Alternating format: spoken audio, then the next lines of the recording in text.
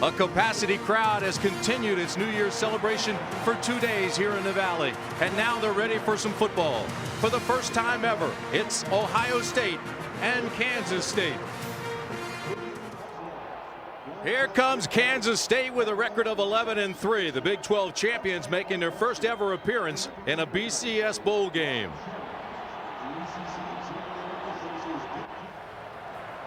A perfectly clear 70-degree day has given way to a gorgeous evening in the Valley. Ohio State won the toss, deferred. Kansas State will receive the opening kickoff. And there's a look at El Roberson, who will start this football game despite all the distractions.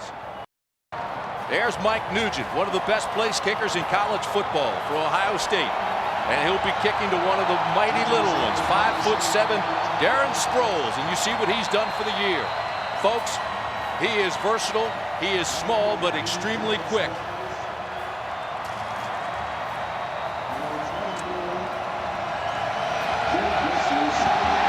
We're underway in Tempe. This will be Sproles at the 5.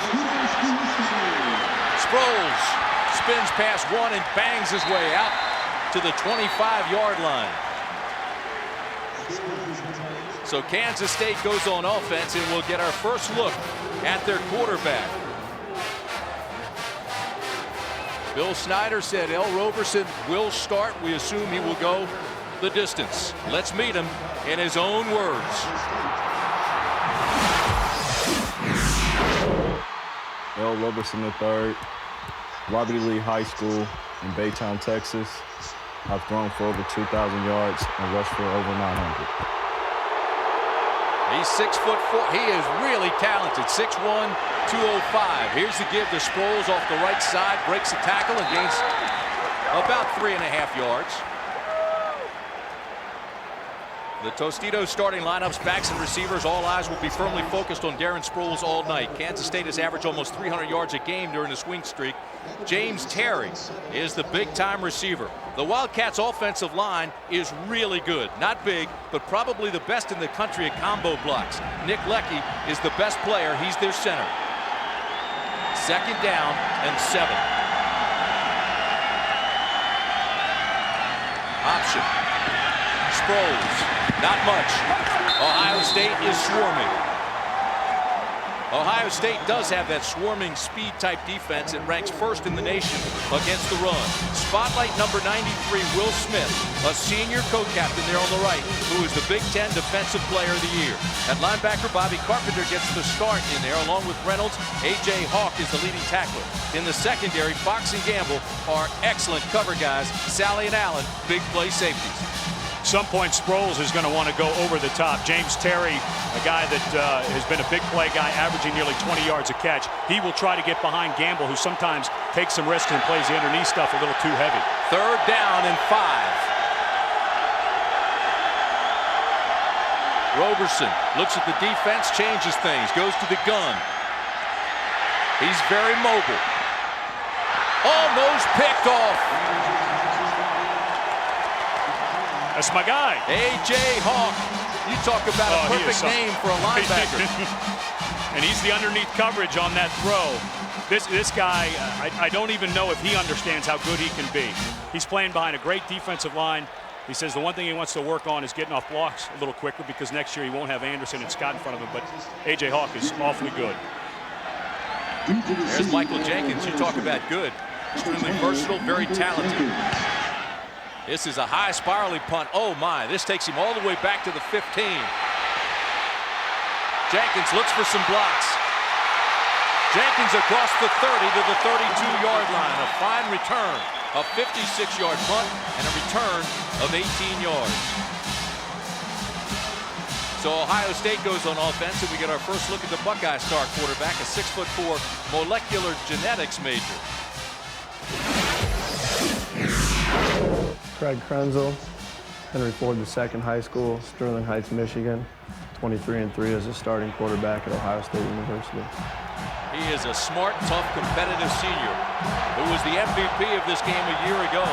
23-3 as a starter. Lydell Ross is your tailback. Power formation. Ross, right side, picks up a good chunky yardage. Pickup of 6. Tostitos starting lineups, backs and receivers. Lindell Ross emerged as a starter midway through the season. He had 3 100-yard games in the last 5 outings. Michael Jenkins, you saw him. He's the team MVP. Chris Gamble will get in early. Hartsock and Holmes are solid. Offensive line, really talented.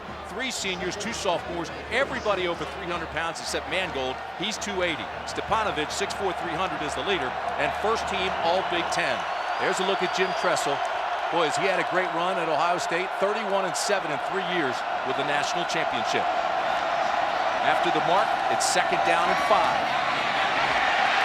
First down, Ohio State, Lydell Ross. Defensively for the Wildcats, it's a 4-3 scheme. The defensive line has 21 sacks in the last 5 games, led by the sackmeister, Andrew Scholl, with 8. Not a huge defensive line, but quick and relentless. Linebackers solid, Hickman, Sims, and Josh Buell. He's not big, but he's always around the ball. And in the secondary, Jordan and Williams are your cover corners. Washington and Tetwan at your safeties. 18 interceptions this season for Kansas State.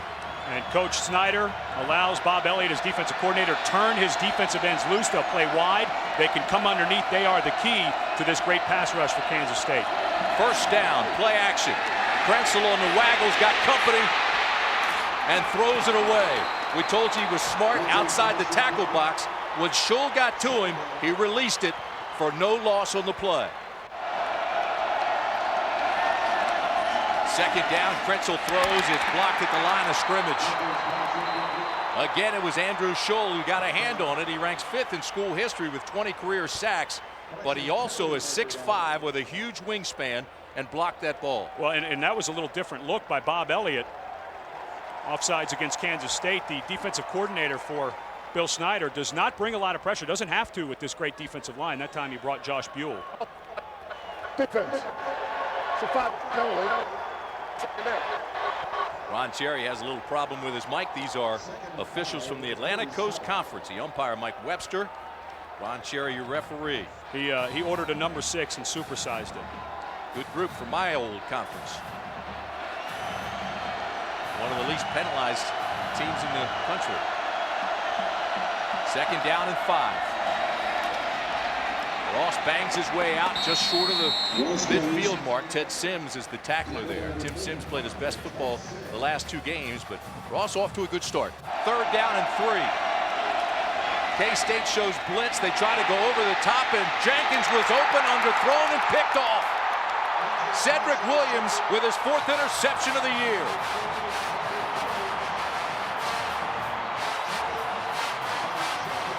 Folks, Williams gives up 8 inches of height to Michael Jenkins, but the ball was underthrown. Michael Jenkins was wide open. He ran an out and up all-man coverage. Again, a little different look right now for Craig Krenzel that he is getting from Kansas State. He is not used to seeing them play man coverage on film. That brought a lot of pressure that time. That time he just severely underthrew Michael Jenkins.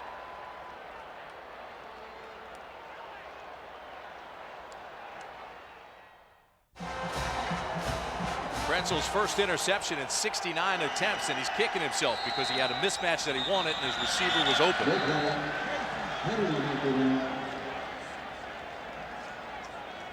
Flag and a penalty. And Ron Cherry will straighten us out.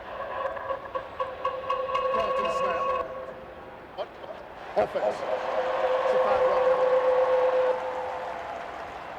Tim, I think that Craig Krenzel was surprised that Michael Jenkins got away this quick from the line of scrimmage. Watch how instantly he just kind of lobs this ball up there. He saw the press coverage, saw that Kansas State was bringing some pressure, but I think he expected Cedric Williams to get more of a bump on Jenkins. Tried to lob it up with a little touch pass and just underthrew it because there was no pressure. And I just think that Krenzel was thinking, you know what? It's press man against a physical corner. It may take him a second to get off the line of scrimmage. You know, even there, he had an 8-inch differential. You'd think he'd just throw it. It looked like he was trying to put too much touch on it. Here's Sproles. Sproles goes down in a hurry. Great grab by A.J. Hawk. You talk about wrapping or grabbing cloth. That time he grabbed the cloth and pulled Sproles down. And Mark D'Antonio, the defensive coordinator for Ohio State, who after tonight becomes a head coach at Cincinnati, and I think will make a great head coach, preaches open field tackling. They just don't talk about it. They every single day take their defensive players and put them in space against quick players, and they play palms up. They want them basically with Darren Sproles to try to catch him. It looked like Hawk was going to get shook out of his boots there, but came up with the grab. So to bring up 2nd down and 12 for the Wildcats. Roberson with time, drills it over the middle, incomplete. It was intended for Antoine Polite. He was open on the post pattern. The ball was just thrown too hard, too far, out of Polite's reach. And Coach Snyder, who is the play caller, he has kind of co-offensive coordinators up in the booth with Del Miller, who coaches quarterbacks, and Greg Peterson, who coaches wide receivers, but they're just his eyes. Longtime offensive coordinator for Hayden Fry at Iowa, has never wanted to give that up. Snyder in his 15th year at Kansas State. He's been National Coach of the Year 3 times. What a job. 3rd down and 12. Plenty of time for Roberson, and he throws the out pattern now, and it's complete to Dennis. It'll be close, but he'll come up about a yard short, maybe a yard and a half for that 1st down, so we'll bring up 4th down. And Dennis made a little bit of an error. He's on the near side. The sticks are on the far side, so it's kind of hard for him to see where he needs to set down in that zone. That is the back side of the route.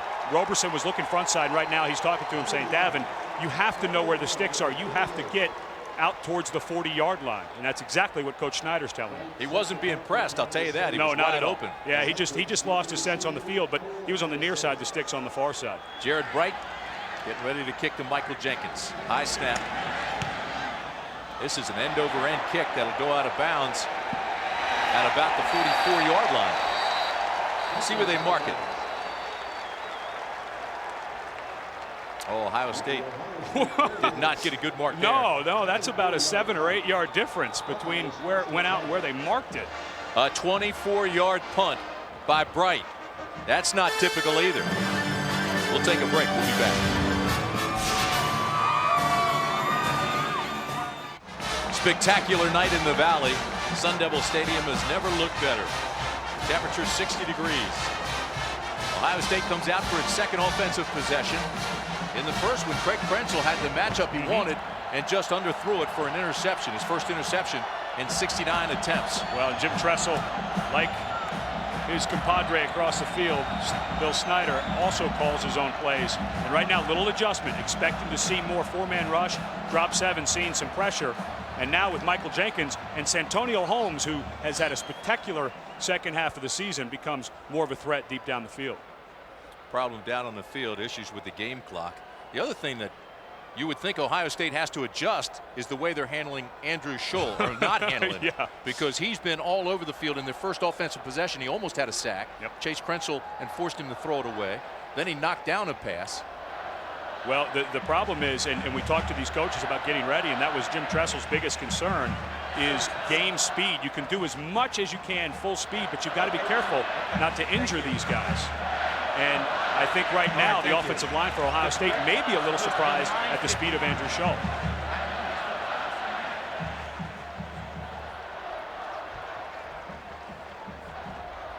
So while they get the game clock squared away, you know, this offense has been adjusted.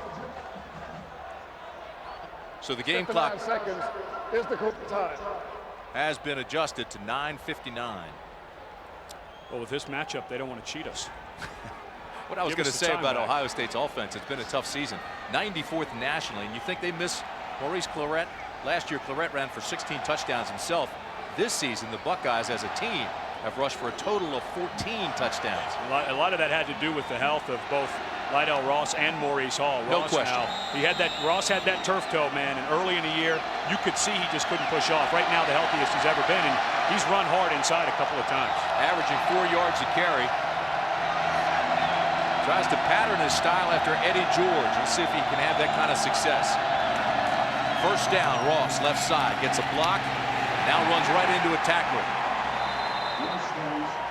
Rashad Washington, the safety, came up and made the first hit. He had a lot of help. Well, let's look at Ohio State versus Kansas State numerically. Ohio State has not exactly torn it up. You mentioned the struggles they had running the ball. They've had a little bit of success throwing it, but 331.8 yards per game. They kind of play takeaway. Defensively, Kansas State got better and better and better, 4th in the country in scoring. And during the stretch, the 7-game stretch that they went on and won all of those ball games, they were under 10 points per game allowed. Somehow Ohio State always seems to get it done, and they are best in close games. Here's a little screen. They throw underneath. Ross is out close to a first down. He'll be 2 yards short. Josh Buell tracked him down. He's the leading tackler for Kansas State. Big 12's leading tackler. Averages 12 a game. Buell, a guy who, if he has aspirations to play in the NFL, as I'm sure he does, he's going to change positions. Although he won't go too far away from the line of scrimmage. Oh, I agree with you. I mean, it'll strong safety. It'll be very much like Adam Archuleta. Or Darren Woodson, who played here at Arizona State and went to the Dallas Cowboys, was a linebacker here and now probably a Hall of Famer at safety. You know, he's listed at 210. I bet you he's not 195. Three-step drop. Krenzel again looks for a mismatch and overthrows Jenkins, who had a step on Cedric Williams. Even though that was a little overthrown, a much better throw that time by Craig Krenzel, because that time Cedric Williams got a little more of a bump on Jenkins, turned and ran with him. And Williams, a junior college transfer, his first year at Kansas State, didn't play much of the first 4 games, but the light went on. He figured out the defense, and he is the best cover guy, and there's no wonder why he's lining up one-on-one on number 12. Michael Jenkins is not one to get frustrated, but he's been open twice now and hasn't gotten the ball. Sanders punt. Darren Sproles looks at it and takes it at the 17. So a 37-yard punt, no return. B.J. Sander won the Ray Guy Award as the nation's best punter. He is so good at dropping the ball inside the 20-yard line. 8:27 to play. First quarter in Tempe. No score.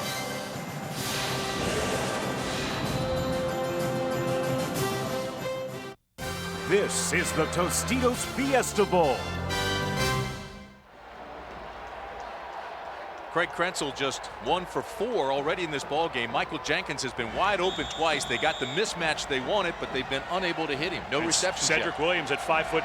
It's obvious that that's what Kansas State wants to do, is have him one-on-one against the best receiver for the Buckeyes. Eventually, they're going to have to run some underneath stuff, loosen him up. Well, you saw he's made a catch in 38 straight games, looking for his first one here. Sproles has nowhere to go around the right side, lost a yard. Simon Frazier, the defensive end, got there first. Second down, they need 11. Here's the give to Sproles. Got those quick feet, but he's not outrunning this defense. This defense tracks him down, and he loses another yard. I'll tell you what, right now, this defense from Ohio State, for team speed, and it's amazing. Del Miller, the offensive coordinator from Kansas State, who was at Iowa under Hayden Fry and with Coach Bill Snyder, said this is not like any defense we ever saw in the 10 or 12 years we were at Iowa in the Big Ten. And Jim Tressel said last year he thinks that was the biggest advantage he had against Miami, was Miami didn't realize how fast this defense was. I don't think Kansas State right now realizes how fast these guys in white are. You know, we talked about Lydell Ross of Ohio State patterning himself after Eddie George. I'll tell you, Sproles reminds me of Barry Sanders. And that's the guy who, no question, he said, I patterned myself after. Tried to meet him at the Oklahoma State game and missed his chance. Roberson has tons of time, but then overthrows his receiver, James Terry. Boy, he's got a gun. Good coverage, though, by Chris Campbell. That adrenaline flow has to be really pumping right now. And if there is one thing about L. Roberson, he has an amazingly strong arm, but there is one thing that he's lacking, a little bit of touch, and that time he just had to get the ball out of there. There's nowhere to go. Good zone coverage call that time by Mark D'Antonio. No pressure, but there was nowhere for Roberson to go. Well, Jared Bright has had 2 punts. One was from 57. The other was only 24 yards. Jekyll and Hyde. Here's a low snap. Pressure blocked. Ohio State's got it. Touchdown Buckeyes.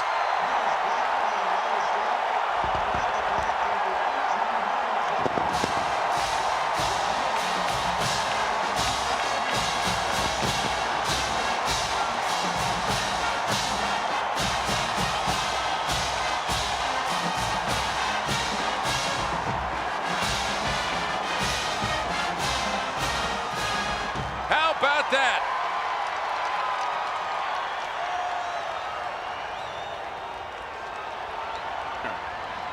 Marlon Jacobs got the block. On the Red conversion attempt. And the extra point is good. It looked like Frost had the touchdown.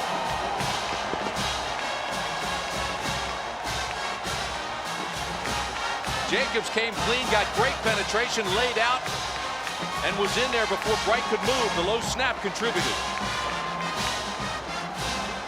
Good job by Harlan Jacobs. He was unblocked. You go right to the, you study the film, you figure out where does Bright kick from, how long is his stride, right? A long strider, take it right off of his foot. That is perfect execution of rush, and Kansas State just did not block it.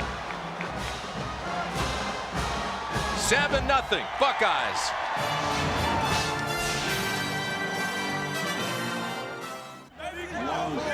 John Hollins, the junior from Hoover Heights, Ohio, has the touchdown after the block, and it's 7-0 Buckeyes. Yeah, but he better be going over to Harlan and saying, hey, nice job, Harlan. What a great job by Harlan Jacobs. The wingman out there just barely laid a glove on him. He dipped under him and went right to the point where Bright was kicking it. That was excellent execution. Good job. You always expect sound fundamentals from Ohio State. That was great. Marcel Frost and John Hollins both wear 84. Here's Sproles. Gets a block. He's across the 20. He's got speed. There's a flag down across the 40 and out to the 43-yard line. We'll wait to see what the flag is back at the 12. I think that's coming back. I thought I saw a block in the back. A return of 43 yards. And they'll bring it back. Yeah, I think there was a block in the back. I believe Rob Harley, who was working one-on-one against Bobby Carpenter. Return. Half the distance. So a big return by Sproles is negated by the block in the back. They bring it all the way back. And Kansas State will start once again with poor field position. This will be marked just outside the 5, I believe. Here's where you're going to look right here. This is where you're going to see the block in the back. You just got to pull up. And that's a good call.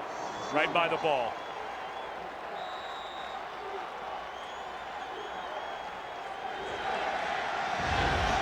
So it'll be first down for the Wildcats just outside the 5.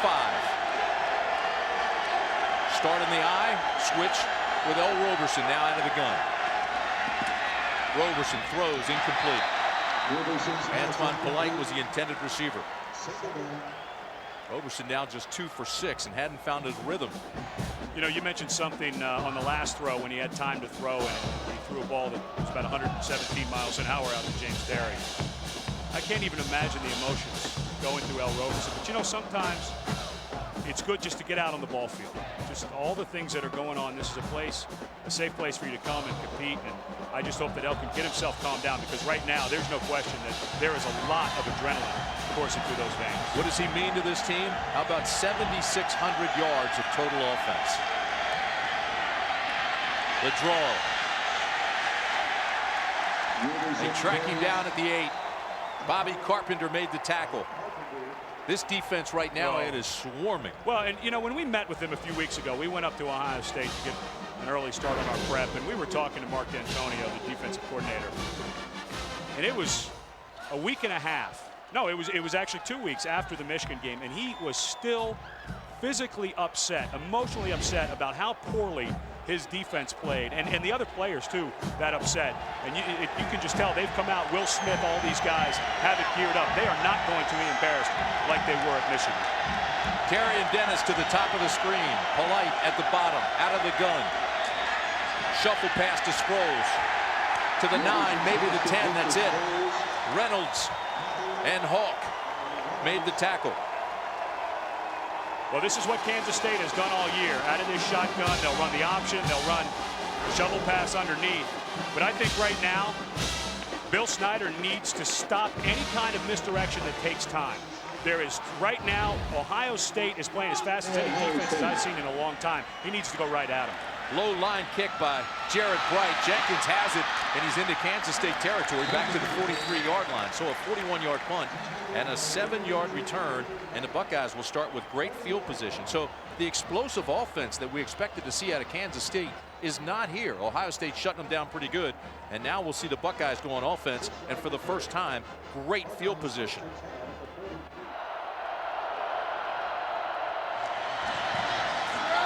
Try the reverse, Santonio Holmes.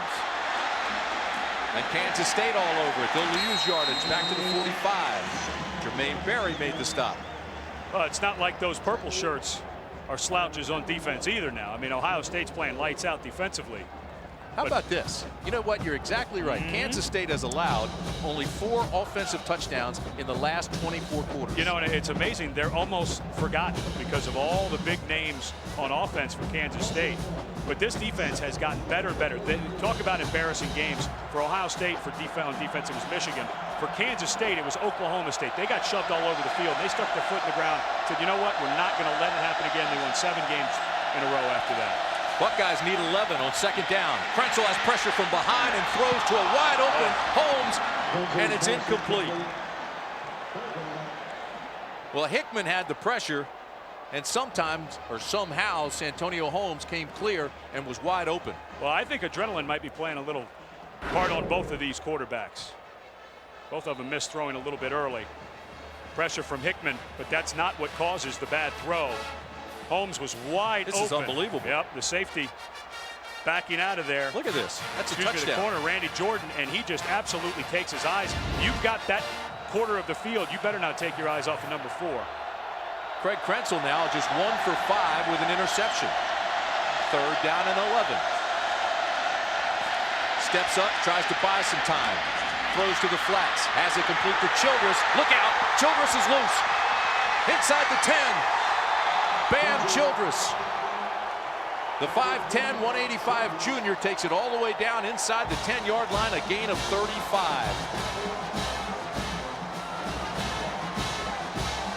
Bam Childress, who came to Ohio State as a defensive back, spent a little bit of time trying to carry the ball at running back.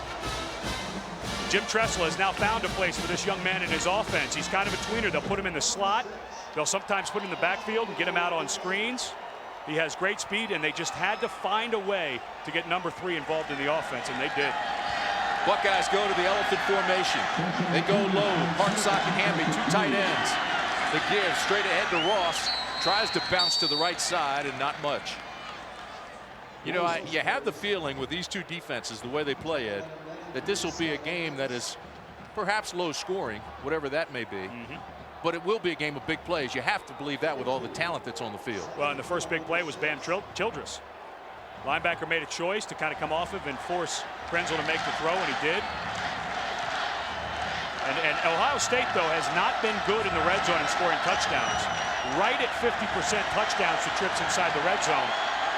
And Mike Nugent is almost automatic, so they'll take the 3, but right now, they've got to get that number better in the red zone. 2nd and goal. Krenzel into the end zone. It's tipped incomplete. Boy, Randy Jordan thought he had an interception intended for Holmes. Randy Jordan trying to make up for letting Santonio Holmes go free. That time he spun around. Jordan, another guy who was fighting a hammy, did not start, did not play against Missouri, played a little bit against Oklahoma back in. Good compliment to the other cornerback, Cedric Williams. But 44 trips on the season into the red zone and only 22 touchdowns. And Kansas State, one of the absolute best in the Big 12 at stopping people in the red zone. Jenkins looks confused. Switches sides now with Childress. And because of the confusion, Krenzel takes a timeout. What would you say Krenzel's major was? Molecular genetics. Yeah, he's going to manage the game just fine, thank you. Academic All-American. Won the Dratty Award, which is known as the Academic Heisman. Well, you sure don't want to get a penalty or at 3rd down and 7. Goal to go. You don't want to blow anything and have somebody not knowing what to do, thinking out of position, anything like that. Who's Jenkins going against? The 5'9" corner. No question. I would put Jenkins out, and we saw him against Penn State. Cedric Williams. It was that buzz fade where the ball, it was actually Scott McMullen who threw it, but it was Craig Krenzel who called that play against Penn State. You throw that buzz, he's out there running the fade, the cornerback has to turn, never sees it. He can buzz it right in there. Well, we told you at the top, Jenkins is the mismatch guy. He's 6'5", Williams 5'9". You're not going to get that matchup here.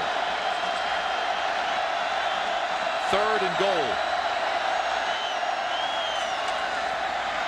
Krenzel's got pressure, now rolls right. Looks to the back of the end zone, touchdown Buckeyes. Santonio Holmes.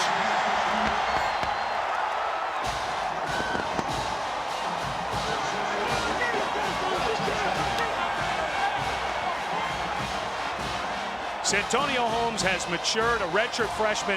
He matured in one day, and that day was when Ohio State played on the road against Indiana when Drew Carter got hurt. Look at the top of your screen. Watch him finish this route. Cedric Williams should have never let him get this step. He closes it. Krenzel, what an unbelievable throw on the run by Krenzel, but that's a good job by a freshman finishing the play. Extra point is good. The play was made by Krenzel's scramble. Absolutely. He bought time, and it's hard to stay with a receiver that long. If you go back and count, I guarantee he had the ball 5 seconds. And Krenzel, you know, sometimes you look at him and you think he wouldn't be as good a runner, but let's not forget, MVP of the Fiesta Bowl last year, he led all rushers with 81 yards. But great time, but again, you go to Santonio Holmes. Jim Bowman, the offensive coordinator, Coach Tressel told us, you know, if we would have had to rely on him earlier in the season, we're not sure if he could have handled it. Drew Carter goes down, and this young man has really turned into a fine receiver. He's always had the speed in the hands, but Krenzel makes, look at the throw. I don't know that you throw this ball any better. So it goes all the way back to Sproul's big return. It was brought back for a block in the back. Field position changed then dramatically. Ohio State got great field position after the punt when the Wildcats couldn't move the ball, and Krenzel takes him down for a touchdown. So things been a little frustrating for Michael Jenkins, but Bam Childress and now Santonio Holmes picking up the slack. 43-yard drive, and just like that, it's 14-0 with 2:49 to play in the first quarter. And the bad news for Kansas State is Craig Krenzel. It's kind of been his MO this year. Makes a mistake early in the game. He did it against San Diego State, and then he'll get on a little mini roll. And that throw right there, running to his right, a little bit back across his body, may get him on a little roll. And they've had a tough time running it, so they might start moving him out of the pocket and letting him throw it. There's 43, Darren Sproles standing at his own goal line.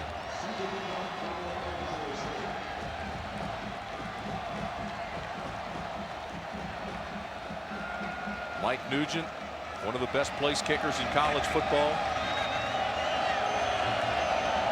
Let's see what happens. Little pooch kick. I like the call. Ball's loose. Kansas State gets it back. Excellent call by Jim Tressel. Well, and Nugent is the best at that. Excellent call by Jim Tressel. Ayo Saba's the fullback who's trying to get underneath of this thing. Yeah, but Saba's heart skipped a beat right there. Dustin Fox would have been there to get it. Good job by Saba, though. You got to give him credit for staying with it. But he didn't want to see Bill Snyder if he didn't get back to it. And right now, Kansas State needs their leader, L. Roberson. Get everything that happened off the field in the last 24 hours out of your head. Settle down. He really grew into a leader this year that they needed, especially after that 3-game skid. They need him to get something going. First down, high snap. Roberson in trouble, losing yardage. Carpenter got there in a hurry. At this point, it's almost like basketball. I wouldn't be surprised if Bill Snyder called the timeout, brought his team together. This is Nick Leckie, 2-time All Big 12 and All-American. How many bad snaps do you think he's thrown? This is his 40th career start. They're in the shotgun all the time. You don't expect your seniors and your leaders to play like this. Bill Snyder's got to get these guys settled down. I've got to tell you, I'm surprised. I didn't think Ohio State would score a lot of points early. And, of course, Kansas State explosive. Their average margin of victory over the last 22 games, 35 points a game. Not scoring, that's margin of victory. Roberson throws deep, has a man. Incomplete, great coverage. Nate Sally had it hit off his helmet. It was intended for Polite. Well, Nate Sally got caught peeking into the backfield a little bit. That's why it hit the back of his helmet. He was trying to make up ground. The inside receiver, Polite. Will Allen thinking he's going to have safety help, comes off it, and Sally was just a half a second late getting over there, but good job finishing it. There is no face guarding in college football for all you NFL fans. The defender does not have to turn back and look at the ball, and that was good recovery speed by the sophomore Sally. So it brings up 3rd down and long, make it 12. Roberson almost picked off. It was intended for Terry. He almost looks like he's throwing it too hard. Yep. Well, Chris Gamble had another great break on the ball. We just saw Nate Sally. We've been talking about the speed of Ohio State. how much defensive speed they have. The play before we saw Nate Sally, that time a great break on the ball by Chris Gamble. Kansas State averages 446 yards of total offense a game. They've got 19 yards of total offense right now in the first quarter. Need to settle down, get Sproles going, and just line it up, run some ISO, some inside traps, go right at this defense and try to slow them down a little bit. Buckeyes are coming.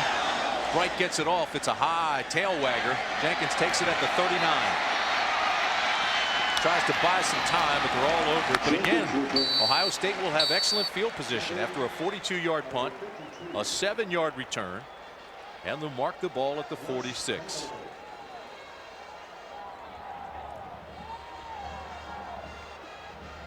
.135 to play in the first quarter. Ohio State 14. Kansas State nothing. Ohio State blocked a punt. Hollins recovered it for a 7-yard touchdown. Make it 7-0.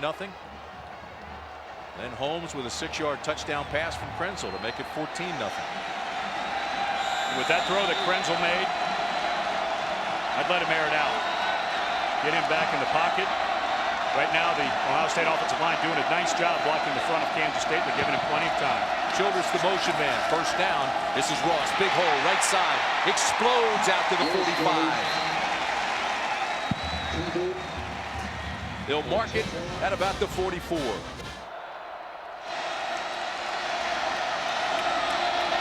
So at the 46, second down and 1. Ross again. Picks up the first, moves it down to the 41. He looks like a different guy than earlier in the season. You know that game we did, the NC State game, 3 overtimes. Ross, he just didn't look explosive, and you'd heard all the time about how explosive he was, and it's amazing how much better he got at the end of the season.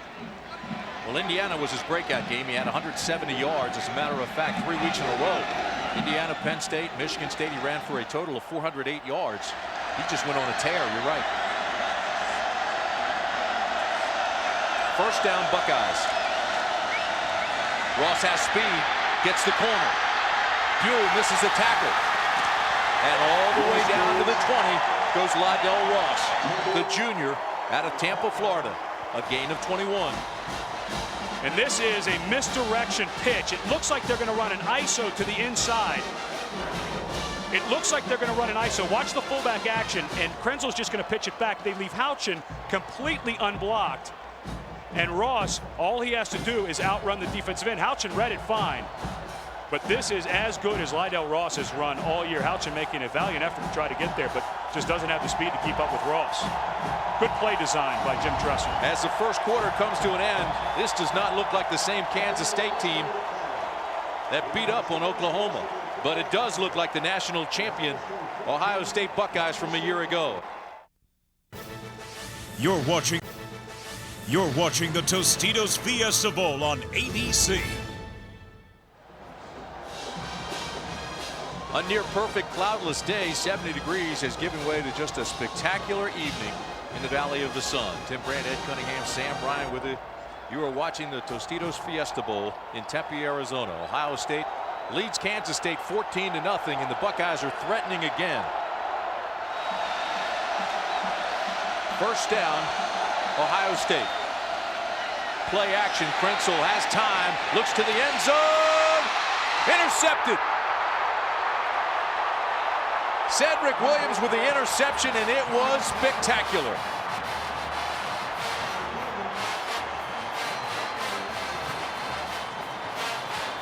Cedric Williams, who's been given the assignment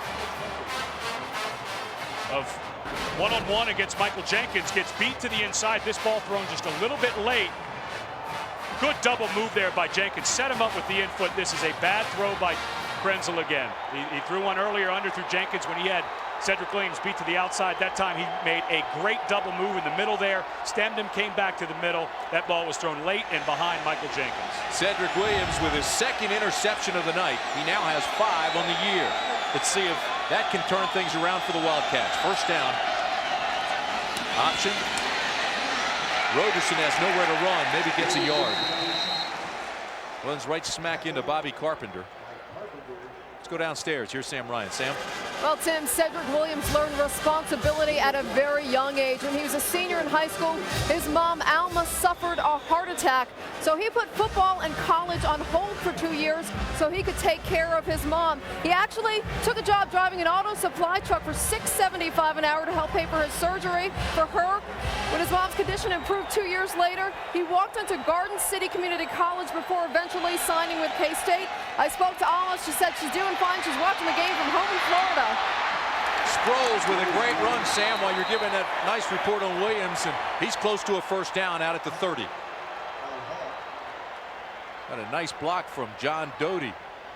Left tackle, 6'8", 270-pounder from Des Moines, Iowa. I don't want to take anything away from what Cedric Williams has done. I mean, two interceptions, but both of those balls thrown behind Michael Jenkins. And right now, you would expect the two seniors, Craig Krenzel and Michael Jenkins, and Krenzel had that great throw in the back of the end zone to Holmes, the freshman. Expect them to be a little more in sync. They look a little rusty right now. Holiday season, you're such a Scrooge. That was a heck of a pick, that last one. Sproles goes down again, nowhere to run.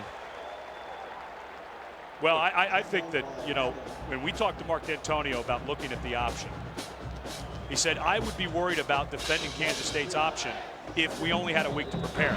They've had 40 days. They've known since December 8th. Now, they haven't had 40 days. But you never know how you're going to react after the long layoff. Well, they know now. Yeah, sure they do. Because 1.5 yards per carry, and that was all basically on that one run by Sproles to the inside. I think right now, Kansas State needs to stop going to the edge, man. Get downhill behind Lucky and Lilja, the left guard. Sproles busted out across the 30 to the 32-yard line. You know, folks, you're looking at the #1 rusher in the United States in total yards. But here he is in this game, 7 carries and only 13 yards to his credit. Right, he's going against the best run defense in the country. Just wait for that explosion, though. Oh, something will come, but right now. I mean, this is the same guy that ran for 235 yards against Oklahoma. He led the nation at 6.6 yards per carry as well. But again, Ohio State, all that speed, very physical up front. They're winning the battle. 3rd down and 8, play action. Roberson's got problems. Escapes and throws incomplete. It was intended for James Terry. Good coverage by the Buckeyes, and they'll have to punt it away again. But Will Smith was coming hard after Roberson. Will Smith and Simon Frazier doing a really nice job converging. And Roberson, who is like having a back in the backfield. Inside, what a great inside move. Just no chance at all for the left tackle, John Doty, to do anything about that. Right now, the fans of Kansas State they saw on the replay, they thought that Gamble interfered with Terry. I didn't see that. So Jared Bright's getting leg weary here early in the ball game. He's got a punt again, and Jenkins is standing at the 25. This is a boomer. He's just getting warmed up. Jenkins goes back to the 20 and hit immediately. Loses yardage after the catch. That's our guy. A 49-yard punt. Cedric Williams having a terrific game. Yeah, he's having one to remember so far, isn't he? 12-12 to play in the first half. 14-0 Buckeyes.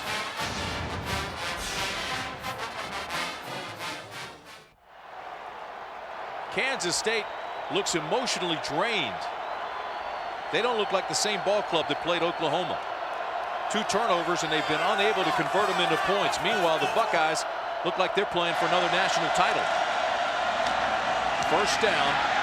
Ross gets the corner again and gets out to the 25, where Cedric Williams trips him up, and Cedric Williams is playing lights out. There's an old adage in coaching that when you're getting ready to play an opponent, you have a lot of time, either a bye week or something like that. Take the bad games by the opponent and throw them out. Don't even look at the tape. And it looks to me right now that Kansas State spent too much time looking at the defense of Ohio State against Michigan and not what they did the rest of the year, because that was not indicative. That performance was not indicative of Jim Tressel's defense. And I think maybe Bill Snyder, his players are definitely shocked, but I think maybe even the coaches are a little shocked at how fast this Ohio State defense is. 2nd down and 4. Ross hit immediately. Rashad Washington, the safety, on a blitz.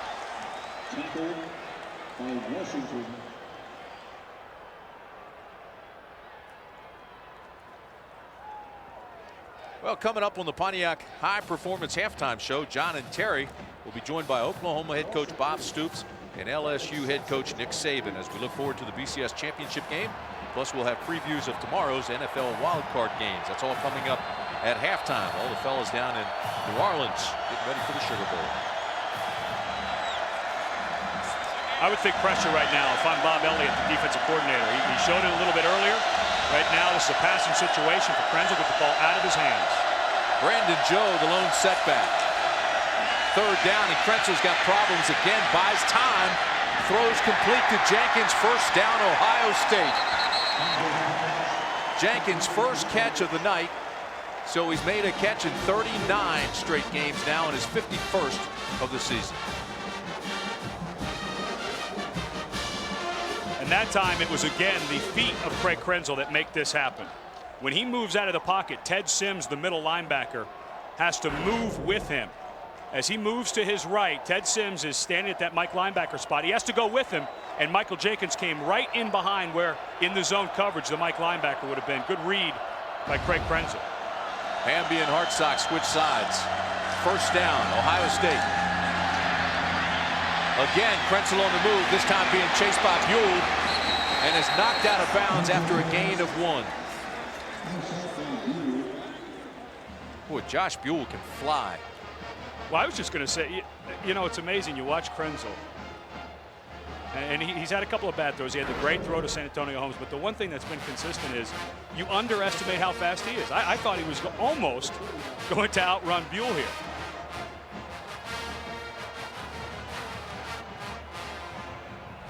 Pretty good pursuit. Almost. Pretty good pursuit. Yeah. Almost doesn't count. Doesn't horseshoes though. Second down. The Buckeyes need 9. They come on the blitz. Krenzel throws, picks it up. A yard short of the first, but Bam Childress is close. So they'll put it at the 47-yard line. It'll bring up third down and short.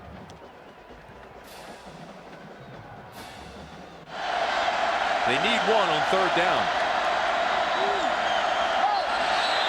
That's going to be on Kansas State. You think so? I thought Ben Hartsock moved. Well, he moved when the defensive end over him jumped in.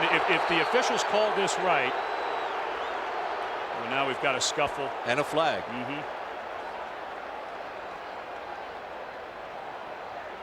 Now there's going to be a personal foul in there somewhere. Well, you know what the trend is. They call personal fouls on both sides. No harm, no foul. It doesn't affect the ball. Well, if that's the case, the correct call should be encroachment by Kansas State, because Houchin, he went into the neutral zone, and Hartsock moved because the defender moved in front of him. That was a rule change a few years ago, and a good one. Here's Ron Cherry. We have 3 fouls on the play.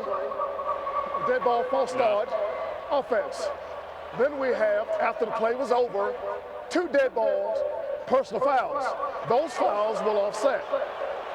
So they're the offsetting personal fouls, and it was Hartsock who moved. Well, but Houchin's in the neutral zone. He jumps into the neutral zone, and when the offensive player on either side of the defensive player who goes into the neutral zone flinches, watch that. Clearly, he flinches because the defender was in the neutral zone. That's a bad call, an absolutely wrong interpretation of the rule by Ron Cherry's crew. Now, they say that when the flags were thrown, they didn't hear any whistles. But Houchin going into the neutral zone caused Hartsock to jump into. Well, he reacted to Hartsock's head. No, I didn't see that, Tim. Now we'll take another look at it. Third down, they need 6. Krenzel keeps it himself. And he's got the first down. That doesn't matter now, does it? Oh, it's a moot point. We were ready to have one of our arguments, and now we can't. Pickup of 10 yards. Well, I was right. That would have been our first argument in 04.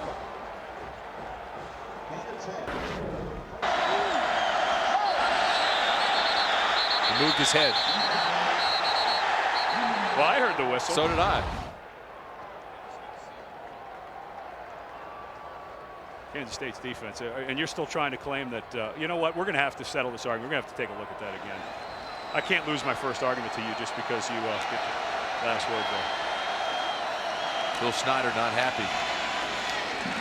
It's hard to believe he's making his first appearance in a BCS bowl game after winning his first outright Big 12 championship. They've won 81 games in the last 7 years at Kansas State.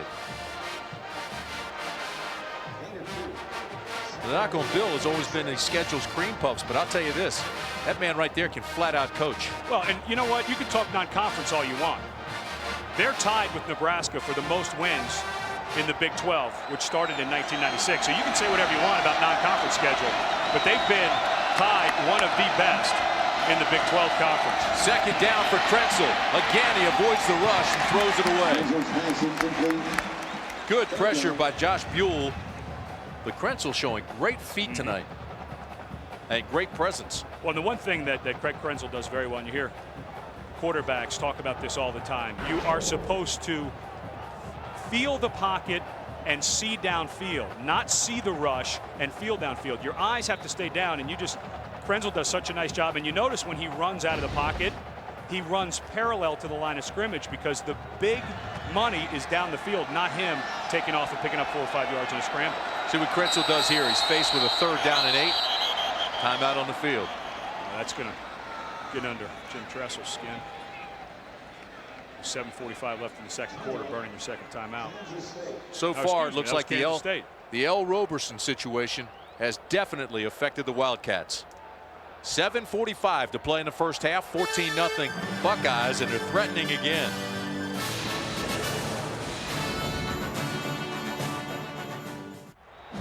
So far, it's been all Ohio State.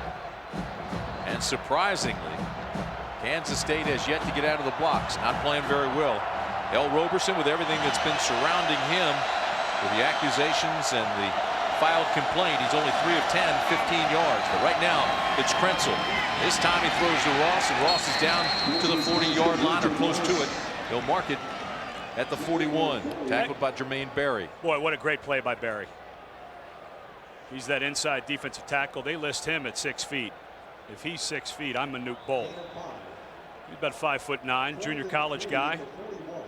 7 sacks. He leads the defensive line with 78 tackles. That time he read it, did a really nice job, because that was an easy first down if he doesn't chase it down from behind. This is a high punt that they'll try to pooch and get it inside the 20. It hits at the 5 and is down there. 37 of his 76 punts have been downed inside the 20 this year. He's the best at it. A 36-yard punt. 14-0 Buckeyes. B.J. Sander has just pinned the Wildcats inside the 5.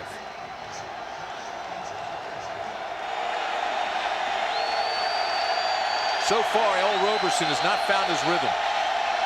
He is really struggling. Buckeyes show blitz. They bring it off the corner. Roberson beats it, but it's intercepted. Picked off by Chris Gamble. James Terry did not get the audible. Roberson saw pressure coming from the outside. He called an audible, and James Terry did not get it. He went to run a fade. Gamble peeked a little bit, playing man-in-man coverage. Terry's supposed to break this off, does not. And Gamble, boy, that's a big risk, but it paid off. You're playing one-on-one, still peeking back into the end zone. No wonder his last name is what it is. So Ohio State showed blitz. L. Roberson read it. James and his Terry receiver did not. No, he did not. And you saw Roberson pull back away from the line of scrimmage because Ohio State showed the blitz early to that weak side. He came off of what was called to get another route call, and James Terry continued with the old route. Look out, boys. Here come the Buckeyes. It's almost time to batten down the hatches. Touchdown, Jenkins. Ohio State's on a roll. A 17-yard strike. Krenzel to Jenkins. Set up by the interception by Roberson.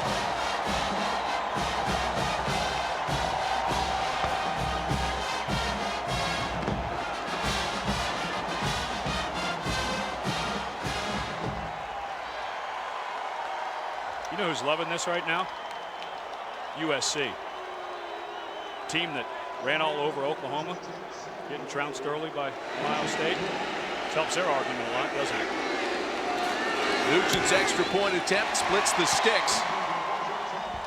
And with 6:49 to play in the first half, the defending national champions 21, the Big 12 champions nothing.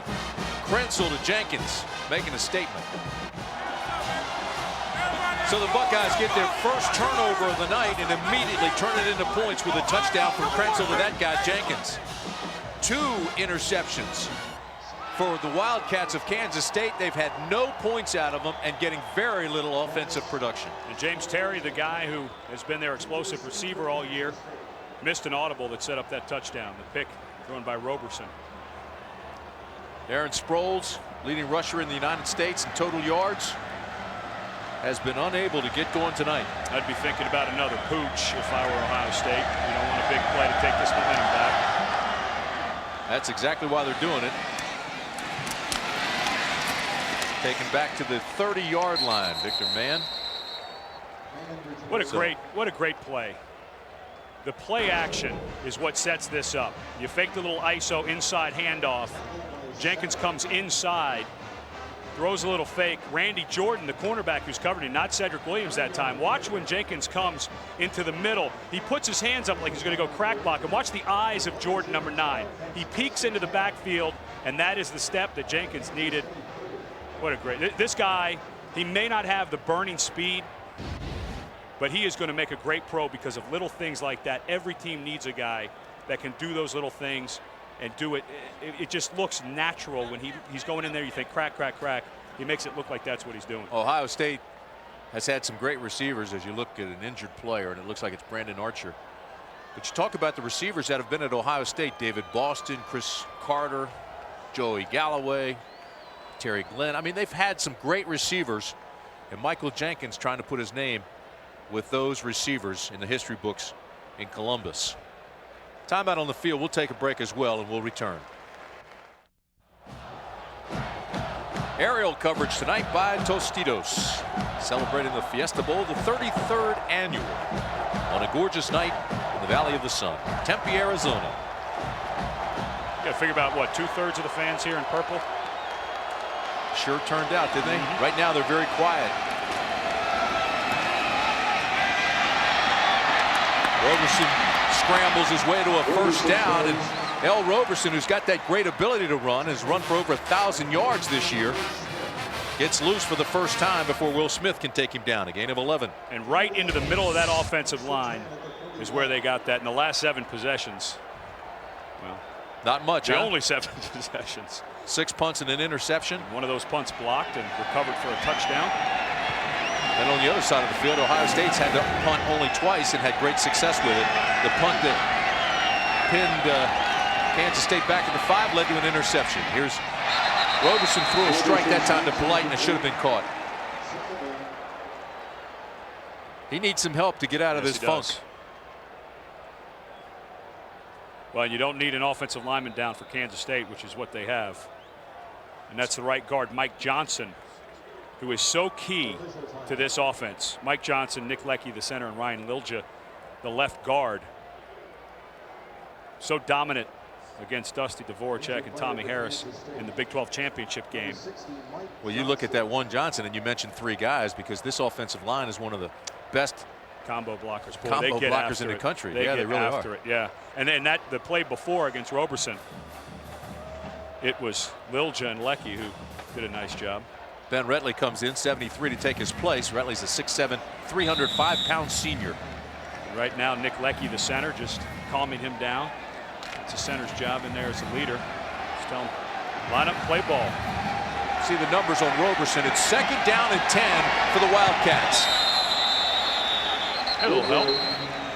That was Darian Scott who came across defensively. We'll see if he was the first to move.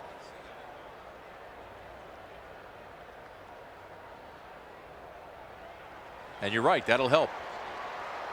Really have that feeling that Kansas State's got to score before the end of the first half. Offside, defense. It's a yard penalty. Still 2nd down. If they don't, they're in a world of trouble. And they're only 1 touchdown from making this a ball game. And I think that what Bill Snyder needs to continue to do is Roberson and Sproles between the tackles. Not a lot of misdirection. Downhill, It's almost like a body blow to a boxer.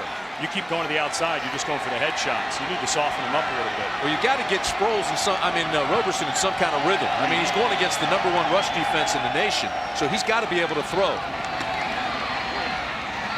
Sproles pushes the pile. He's out close to another first down. And into Ohio State territory.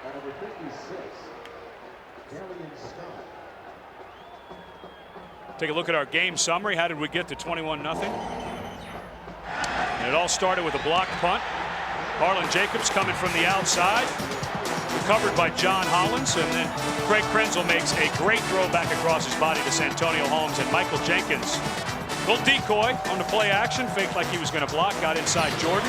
And another nice throw by Craig Krenzel. But the Wildcats now in Ohio State territory look like they've got something going. Maybe a little bit more life now. Out of the eye on first down and 10.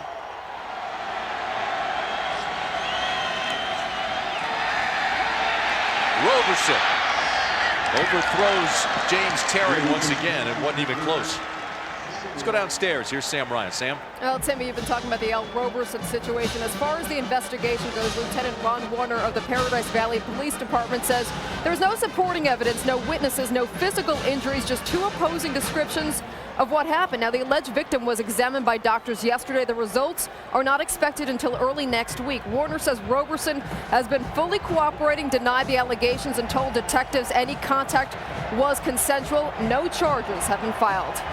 You know, Sam, but mentally, and especially, no I mean, we've all been here the last 24 hours. That's all anybody in this town has talked about. Exactly, and we spoke to Bill Snyder before the game, and he said, you know what, I don't know that this isn't a distraction. Roberson with a spin move, buys some time. Can he make it count? First down, Wildcats. He didn't look distracted on that one, did he? James Terry with a catch, moved the chains. Roberson now 4 of 14. And that is the beauty of athletics. It doesn't matter what's going on in your personal life. This is a place to come and forget all of that for just a moment. And in that moment, L. Roberson did an amazing job. Gamble thought Terry was going to break deep, which was probably a good choice by Gamble. But L. Roberson was the guy who made that happen. It looked like he was going to be sacked for a big loss and spun out of it. Getting some help from the sidelines. They were pointing at Terry. Throw it to him. Roberson again with pressure. He's not getting away this time. Sacked by Bobby Carpenter. Carpenter, the 240-pound sophomore from Lancaster, Ohio, and a loss of 9. What a nice stunt on the inside. Bobby Carpenter's lined up over the left guard, Lilja right here. Both the defensive tackle. This is a 3-man stunt. He's going to come around completely unblocked. And Carpenter, a group of unbelievable sophomores. You think about that recruiting class from a couple of years ago. Maurice Claret, of course, was the #1 name in there, but you had Carpenter, A.J. Hawk, Nate Sally. These guys will be around for a long time. It's a great sophomore class. Second down and long as they throw a screen pass to Sproles, and it wasn't even close. Boy, he's just not there. No. Well, and you can't coach height. Bill Snyder tries to coach everything, but he cannot make Darren Sproles 6 feet tall, and I think that's about what he'd have to be to catch that. A little bit of pressure on Roberson, but how about that number? 0 for 6 third down conversions. Right now they're faced in third and very long. They need 19. Don't have many plays in the playbook for 19. You might want to try to get something early and see if they can break a run. Roberson with time. Throws it complete. There's your 19 yards and then some. Antoine Polite down inside the 15.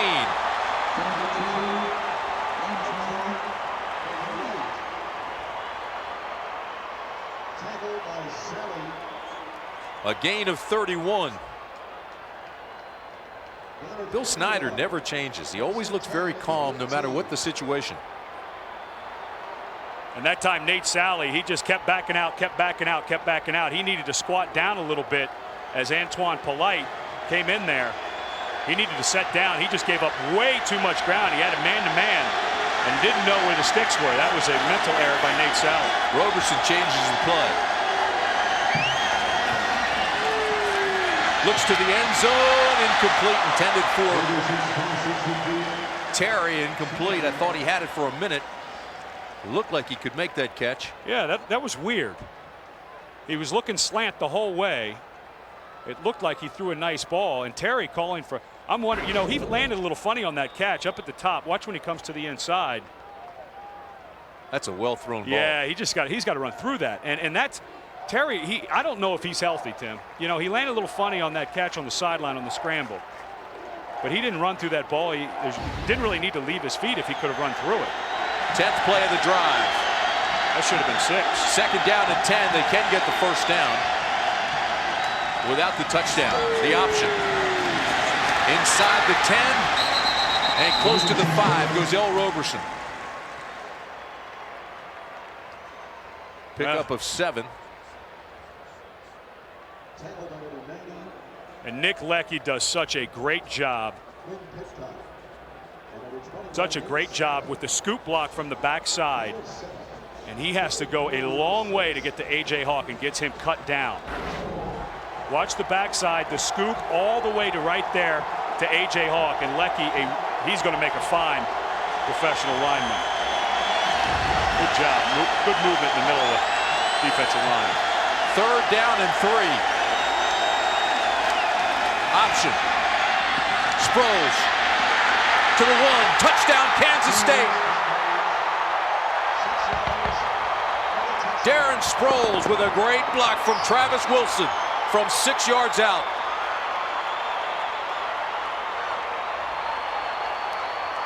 And we finally have ourselves a ball game, don't we?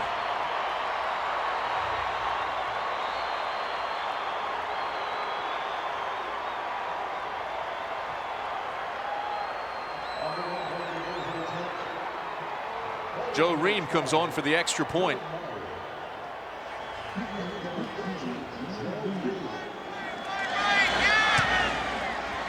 And it's good.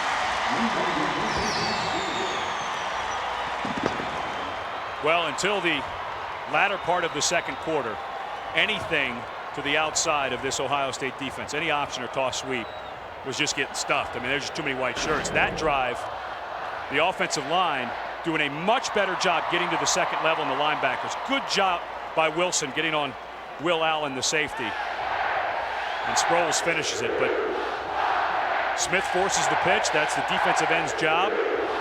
But it was the block by the fullback. Will Allen has the pitch man. He got cut down by Wilson. Scouting report for Ohio State says that Roberson keeps it about 80% of the time on that option. So they came down and converged on him and left Sproles alone on the corner. Well, they were coached up. I mean, Mark D'Antonio had them ready. Will Allen is the safety of that side who's there for Sproles, but it's so hard in a speed option like that when you get a fullback out in front, because even though you have your assignment covered, if you can't get out there and make the play on Sproles, who finished 5th in the Heisman's got 1 more year. Of course, Jason White's coming back, so might have a pretty good battle next year for that trophy. And the coaches love him. 11 plays, 70 yards. It took 3 minutes and 48 seconds. In the first 7 possessions total, 26 yards. So you can see the change in that one drive.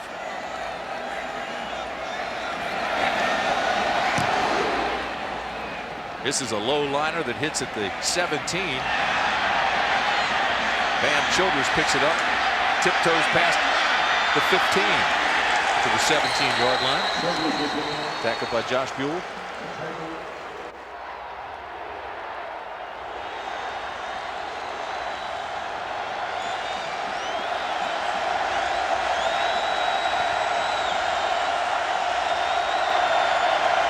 .253 remaining in the half. First down. Defense stops Ross. No gain. Well, now you got the battle of 2 coordinators. Jim Tressel, who calls his own plays on offense. And over on the other side, you've got Bob Elliott. He's going to stack the box. And there is no way in the world that Jim Tressel wants to give this ball back to Kansas State. So he's going to have to open up the playbook just a little bit. I don't think there's going to be much room inside. And there's a look at Jim Bowman, the offensive line coach and offensive coordinator, who helps Coach Tressel make the calls. Well, Ohio State felt coming in they could be physical against this defense. I mean, Oklahoma State mauled the Wildcats physically, but they're relentless. Krenzel with time looks to the outside. It was intended for Holmes and incomplete. So it'll bring up 3rd down and long. And therein lies the problem of having to open up the playbook. You knew you were not going to be able to run for a 1st down, so you've got to throw it. Well, now you save some of the clock for the opponent. I like the call by Jim Tressel, but live by it, die by it. Now you stop the clock, and if you do end up having to punt, Kansas State ends up a little more time on the clock for their offense.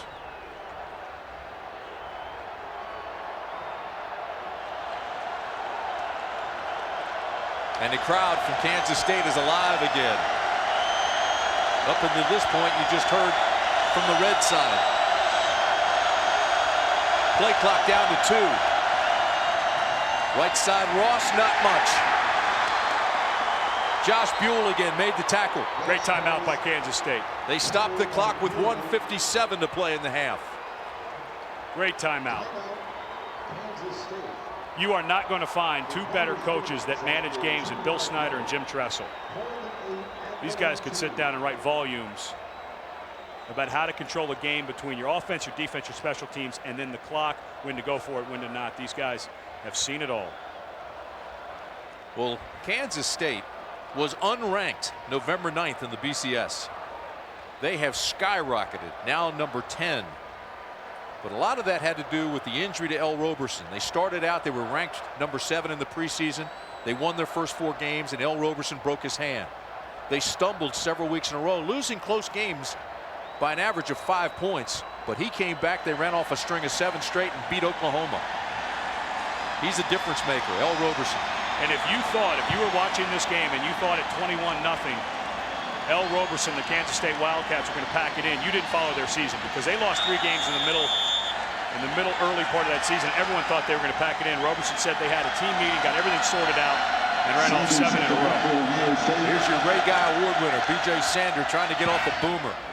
And he does. It's a high punt, not particularly long. And it's returned to the 43-yard line. So a 43-yard punt and a return of 5 yards.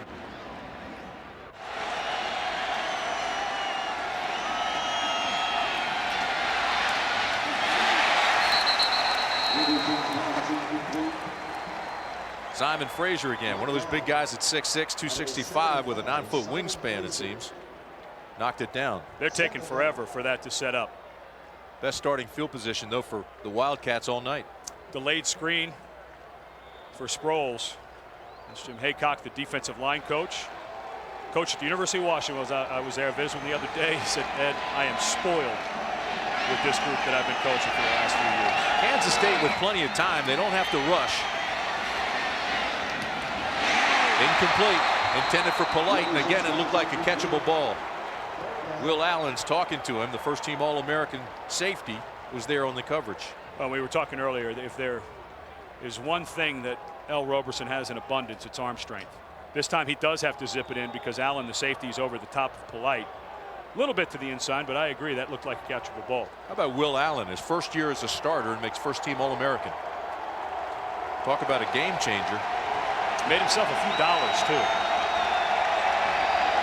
3rd down and 10. 3-man rush. Plenty of time for Roberson.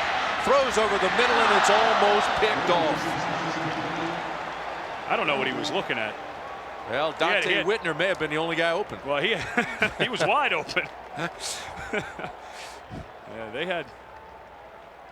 It looked like they had Davin Dennis running free down the seam, and then Polite was coming behind it a little bit late with a what looked like a post. It's a great scene. Every time Roberson comes to the sidelines, Bill Snyder very calmingly goes over, teaches, coaches, advises, tries to get him settled down a little bit. Here's a good punt that hits inside the 5, but goes into the end zone for a touchback, so they'll bring it out to the 20. But a 58-yard punt. And very little time off the clock. Now Craig Krenzel gets to come out with 2 timeouts, minute 21 left, and see if they can't run their hurry-up drill. Some serious strategizing going on both sides. I think they should try to get a hurry up going for Ohio State, but I would not be surprised, getting to know Jim Tressel very well this year's 3rd game we've done. 21-7 lead with the way he plays defense, if they wouldn't be happy trying to just burn this clock out. Ohio State still has 2 timeouts remaining. What do you think a senior quarterback asked him if he had his choice? What would he want to do?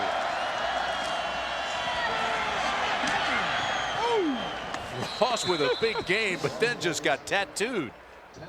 Rashad Washington was there with a picture-perfect tackle.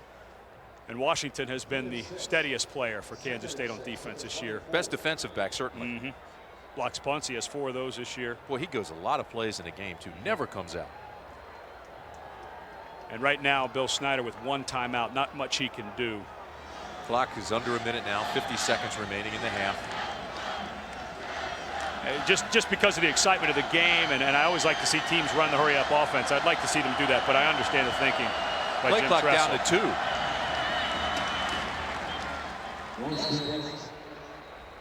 And it'll bring up 3rd down and long. I get kind of selfish sometimes. I like to see that. A guy like Krenzel has played so well, senior. I want to see him go out there, and who knows, he might not be able to run a hurry-up drill at the end of the game. I'd like to see him do it one more time while he's at Ohio State.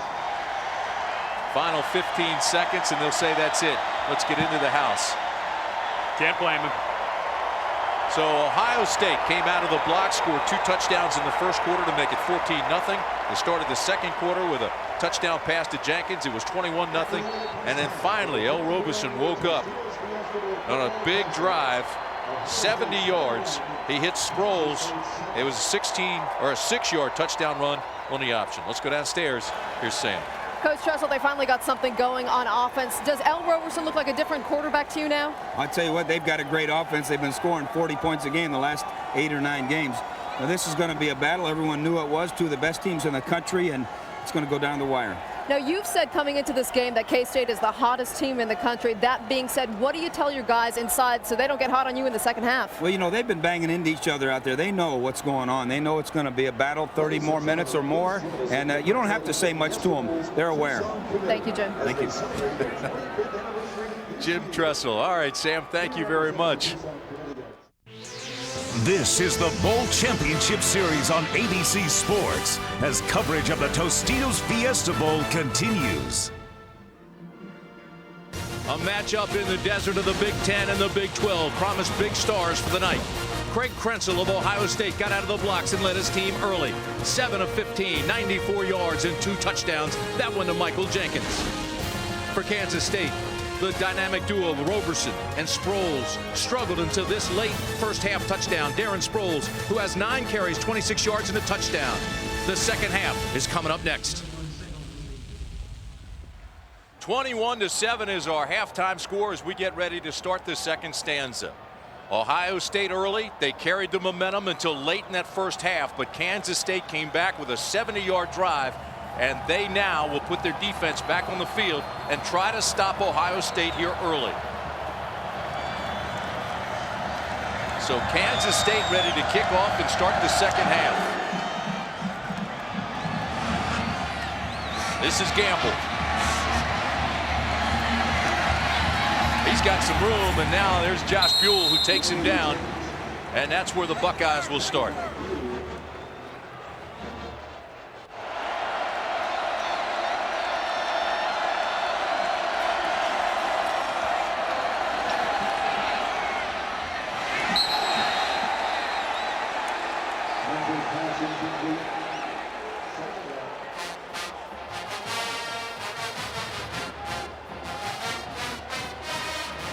Crowd wanted interference. So did Holmes.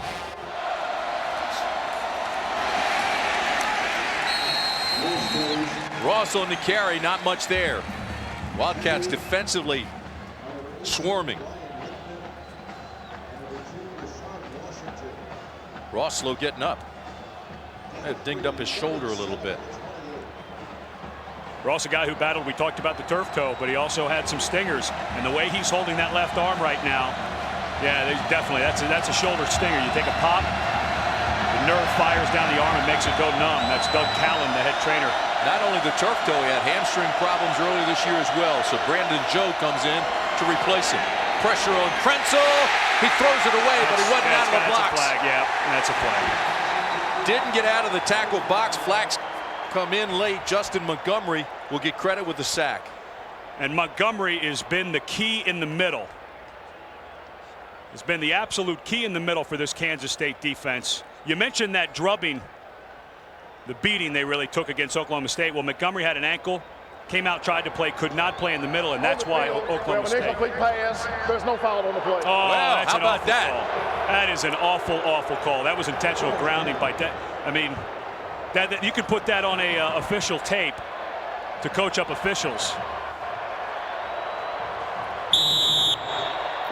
Referee Ron Cherry's behind the play, so he had a good line sight of the tackle box. Sproles is standing on his own 20. Sander gets off a high kick, not a particularly long kick. And dangerously, Kansas State player gets blocked almost into it. Gamble should have let that thing go. Let's go downstairs. Here's Sam Ryan. And Tim, I just caught up with Bill Snyder coming out of the half. He said he told the team, hey, we're not on the same page. We're not playing like we did the last 7 games coming into this, when he said lack of emotion, lack of intensity. I asked him what he attributed the slow start to, if it was the distraction with the Al Roberson situation. He said, no, it's just lack of emotion and intensity, guys. You know, that's hard to believe, though, Sam. I mean, they've come out. That's all we've heard the last 24 hours. I can't believe that they weren't talking about it in their rooms. Oh, they were. Talking about it everywhere. Last night, the roommates. Yeah, you know, you put guys 2 to a room. I guarantee they were up late last night talking about it. Come out with a reverse. This is Morera. Great block, and Morera's got a first down. Boy, Jeremy Clary. That's a knockout, my friend. A gain of 16, and the only true freshman to see significant playing time got to that corner quickly on the reverse. And Jeremy Clary is going to remember this hit on Simon Frazier. He spins back behind him. Frazier has no idea he's coming. Night, night. How about that? This hit. Clary, a 6'7", 290-pound sophomore, and Frazier has no chance. Everybody went with Sproles as Roberson, the freshman. Yeah, Roberson does a nice job downfield getting on the legs of the safety salad. Gain of 13, first down Wildcats.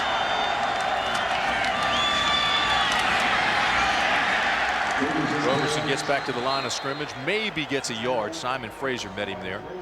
Big old Simon Frazier, 6'6", 265 pounds, from Upper Arlington, Ohio.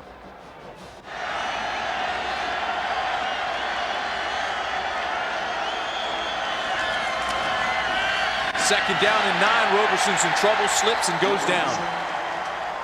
Pressure was coming by Carpenter, and Roberson helped him a little bit when his cleats wouldn't hold. Well, that happens on this field. You played on it as a pro. Yeah, the grass is in. I spent a lot of time on my back on it while I was a pro. But the middle of this field was resodded on December 15th. Of course, the Cardinals and Arizona State and some high school games. This is the 21st game played on this AstroTurf. Well, I guess Ohio State's trying to prove they're a better defense than Oklahoma, and I guess right now you have to say they are, wouldn't you? Number one run defense in the country, certainly playing like it. Roberson on a little waggle, tries to buy some time, now throws deep. He's looking for James Terry, and it's picked off by Campbell. A flag comes in. There's going to be interference. Yeah, Nate Sally. Although I think that Jim Tressel's going to have a very serious argument about an uncatchable ball. And he's on the field right now. Nate Sally clearly interfered with James Terry, but this ball thrown so far to the inside, I think there's a pretty legitimate argument this is not a catchable ball.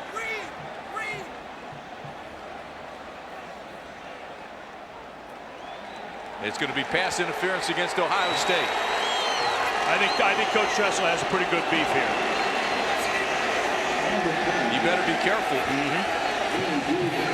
may get another flag.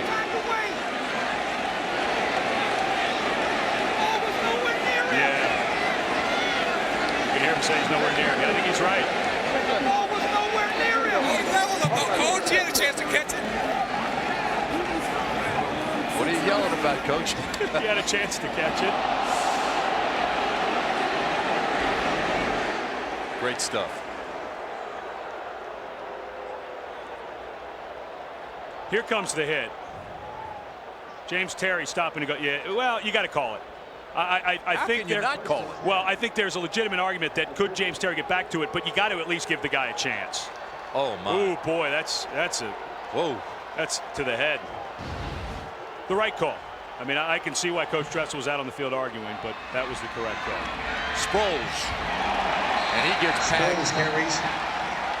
A.J. Hawk was there waiting for him and just tagged him. A.J. Hawk, 6'2", 230-pound sophomore out of Centerville, Ohio. Still very young. What a career he's going to have. Leading tackler, not only for Ohio State, but he's first team all-conference and really special. Yeah, and that's saying something in the Big Ten. There's a couple guys who can play linebacker in this conference.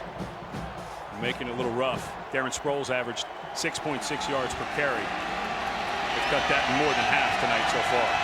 2nd down and 9. Roberson. Incomplete again.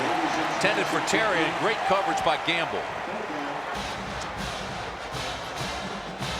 This is the first year that Chris Gamble's played nothing but cornerback. I mean, he's played a little bit of wide receiver, but nothing like he did last year. Matter of fact, last year he started on offense at the beginning of the year and then worked his way into the lineup. He's gotten beat a couple of times this year, most notably Lee Evans. But right now he's playing really well against James Terry. And again, the Kansas State folks thought Gamble got there early. He's just so good. He times it so well. 3rd down and a long 9, almost 10. Herrera in motion. Underneath screen to Herrera. Lunges forward short of the first. Correction, is Dennis. But he's not going to get the first down. I'd go for it. And Coach Snyder's looking at it. How close is it? Go for it, Coach. He's going. Yep, absolutely. Roberson, Sproles are all staying on the field. Yep. Got to do it. Bring it in the heavy, folks.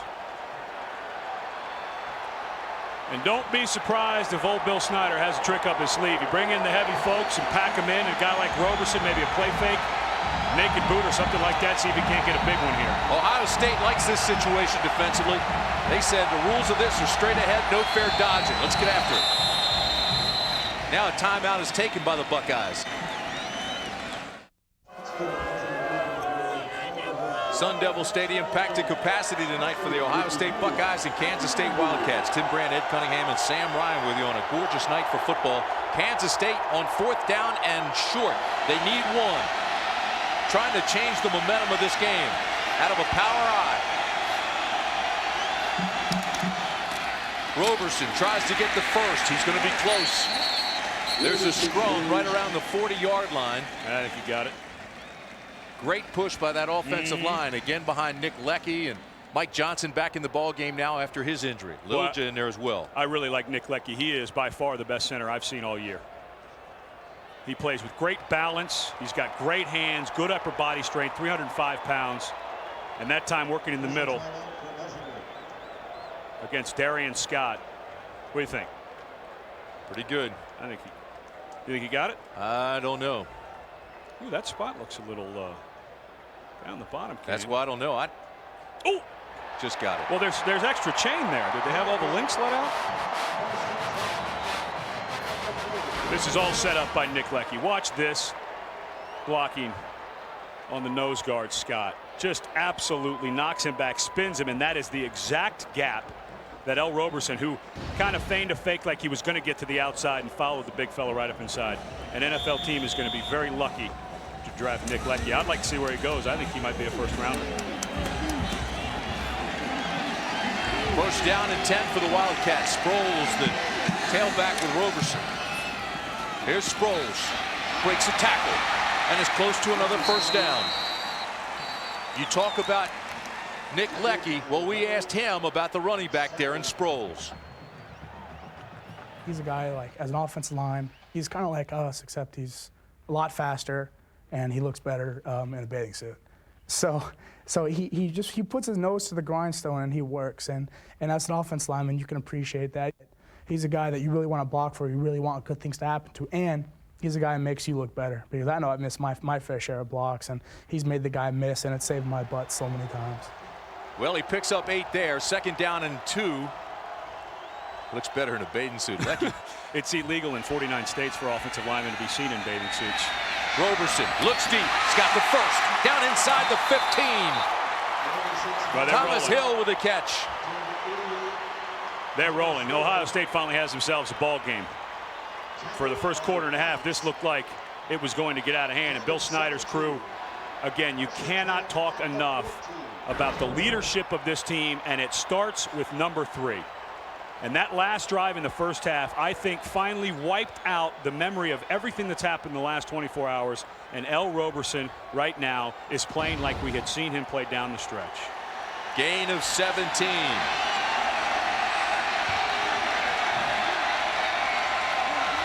Out of the gun on first down. Roberson inside the 10. Roberson touchdown. From 14 yards out, L. Roberson scores and makes it a 1-touchdown game.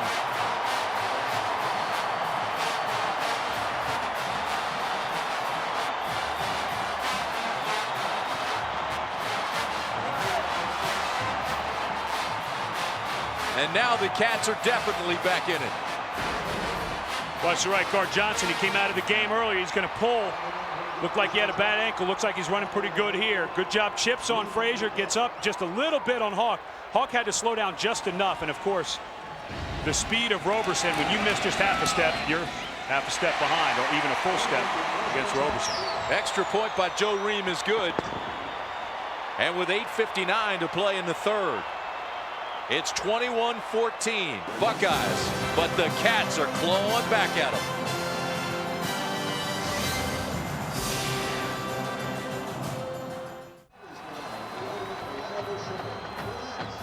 And the band played on 21-14, 8:59 to play in the third. Tim Brand, Ed Cunningham, Sam Ryan with you in Tempe, Arizona. Tostitos Fiesta Bowl, 10 plays, 70 yards. Took 4 minutes and 54 seconds. L. Roberson with a 14-yard run. This is Maurice Hall, takes it a yard deep. And Hall takes it all the way out across the 25 to the 27-yard line. Stopped by Josh Buell, who's got a bucket full of tackles. Let's go downstairs. Here's Sam. And Timmy, I found the Tostitos Fiesta Bowl Grand Marshal, Tom Lehman, who also happens to play the PGA Tour. How'd you get that title? Well, that's a good question, but I'm sure I'm enjoying it. It's a lot of fun. You were out there for the coin flip earlier. 77,000 screaming fans here. Different atmosphere than playing on the PGA Tour. Were you a little nervous out there? Well, not really, but it's a lot like a Ryder Cup. It's the same kind of energy, the same kind of feel. It's a lot of fun. Back to Tom in a bit, Tim. Ross has absolutely nothing around that left side. The Wildcats got him in a hurry. Let's go back to Sam. All right, Tom, PGA Tour opens up. The 2004 season opens up in Hawaii. When do you open your season? The Hawaiian Open in 2 weeks. Yep, looking forward to it. And then you come back here in Phoenix for the FBR Open. When is that? That's the end of January, right here in the hometown here in Phoenix. Looking forward to that a lot. It's, well, I think, one of the best tournaments of the season. Okay, now you're a Minnesota guy. Yep. You live in Scottsdale. Why are you on the Ohio State sideline? Well, I'm a Big Ten guy. I went to Minnesota. By the way, go Gophers. Congratulations to the Gophers and Glenn Mason, but I got to cheer for the Big Ten. Okay, thanks a lot, Tom. Good luck this year. Yeah, thank you. Second down and 11. A huge momentum switch taking place here. Krenzel's trying to stop it. And he does. Jenkins loose. Got the first down and more. And that will quiet the crowd, at least momentarily. A pickup of 19. Well, and that was just poor open field tackling that time by Cedric Williams. I said one of the coaching adjustments needs to be to keep the playbook open. This, nothing fancy, just a little hitch. But Cedric Williams got overextended on his feet. Otherwise, it would have been about 3rd and 4. But Michael Jenkins, a guy, you know where the ball's going to be. And a lot of times when a quarterback and a receiver get into sync, wherever the quarterback throws the ball to the inside, you cut to the inside because the defender's on the outside. You get to know all those different things when you play together this long. Big hole right side on first down. They pick up a chunk of yardage here. Big block by Shane Olivier. Ross still doesn't look 100%. Looks like he's banged up, but he continues to run hard. And not that hitch play was a huge play, but it was got some of the momentum back for Ohio State. And Michael Jenkins, time and time again in his career, we saw it at Penn State with a touchdown catch for the 21-20 win. And again, it wasn't a huge play in the grand scheme of the game, but it was a huge play in this drive. This is Brandon Joe. Spins his way close to the first down. See how they mark it. Wildcat saying his knee touched a yard short.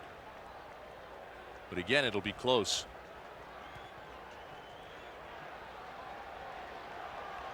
It'll bring up 3rd down and short.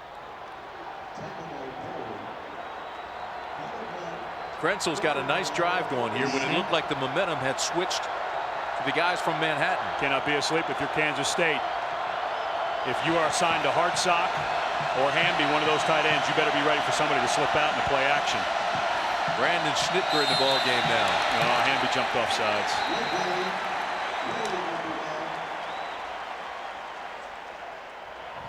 Prior to the snap, false start, offense. It's a 5-yard penalty.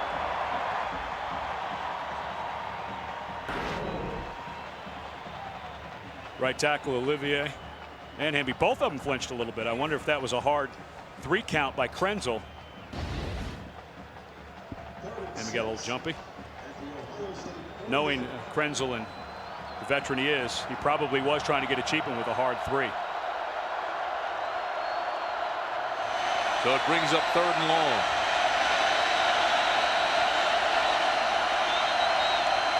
Here comes the heat, straight man. They show the blitz. Krenzel has to unload it. There's going to be a flag. Is it offsides? Yeah, it looked like they're in the neutral zone. So they'll get the 5 back. I think they might have got Ted Sims, the linebacker, as he was creeping up. Well, now we're back to where we started from. We got 5 for flinching on Hamby. And offside. Defense. It's a 5-yard penalty. Still 3rd down. You know, Tim, winners never cheat and cheaters never win. Here you go. Here's 45 right there. No, he wasn't in there. I don't know. No, if anybody. It was Scott Edmonds, if anybody, 93. Yeah, it might have been Scott Edmonds. Sims was clearly not in the neutral zone. So you're right. We're back to 3rd and short. All that for nothing. 1st down, Buckeyes. Well, you know, we've been spending a lot of time talking about Nick Leckie. Jim Tressel, I mentioned the sophomore class, the unbelievable recruiting class they had a few years ago, and Nick Mangold, the center, sophomore center, who went in when Alex Stepanovich, the normal starter, got hurt against San Diego State, had a really bad ankle sprain. Mangold came in and played so well that they decided that Stepanovich, who played some guard, some tackle early in his career, let's move him over. Now standing at right guard. He was first team All Big Ten, but Mangold, well, he's a finisher. He really gets after guys at the end of plays.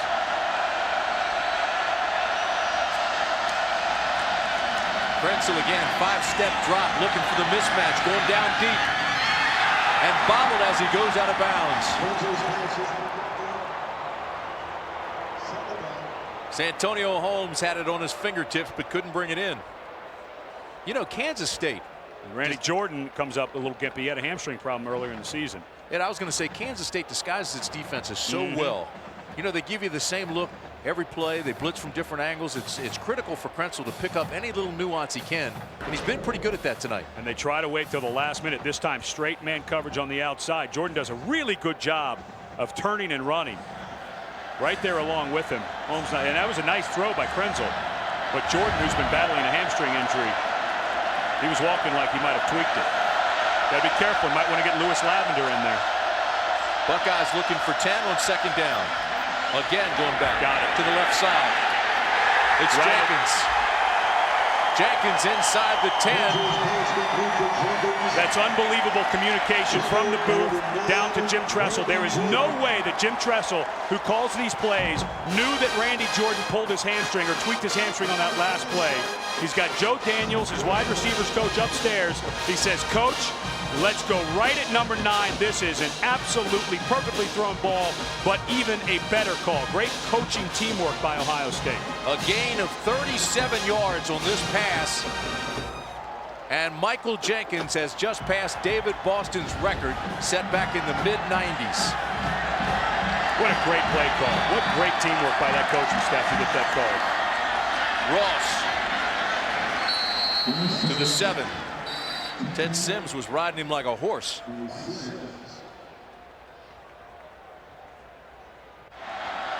Ohio State spreads the field sideline to sideline.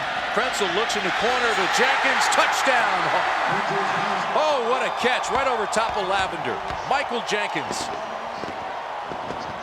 The exact same throw and catch that Scott McMullen threw to Michael Jenkins to win the Penn State game.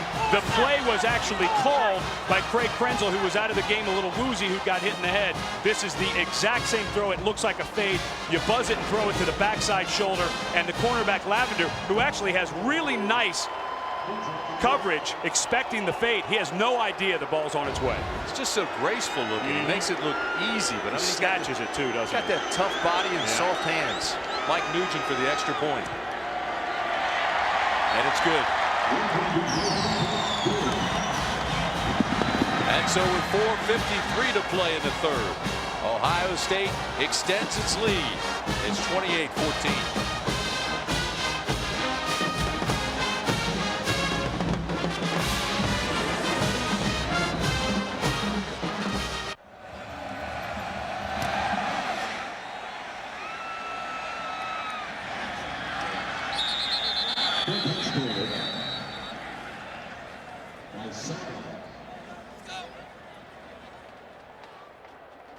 Craig Krenzel's having a terrific night. He's talking to one of his professors to see if he passed his final genetics exam. You know he did. How about that family? I mean, his brother Brian played for Duke. He's now a doctor. Here's Craig playing for Ohio State. He's majoring in molecular genetics, and he's going to be a doctor as well. You know what? Somebody needs to tell the Krenzel family. Nobody likes show-offs. All right, first down, Kansas State. L. Roberson rolls right and throws incomplete. Boy, he put so much zip on the ball. Herrera, the freshman, couldn't hold on. He's got a cannon. He really does. We were out at practice the other day, and it was pretty windy.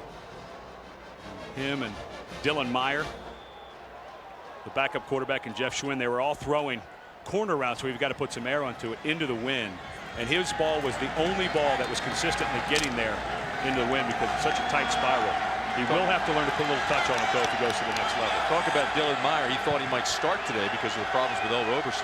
You think he slept last night? Oh, not a wink. Are you kidding me? He's got dark rings under his eyes. Second down and 10.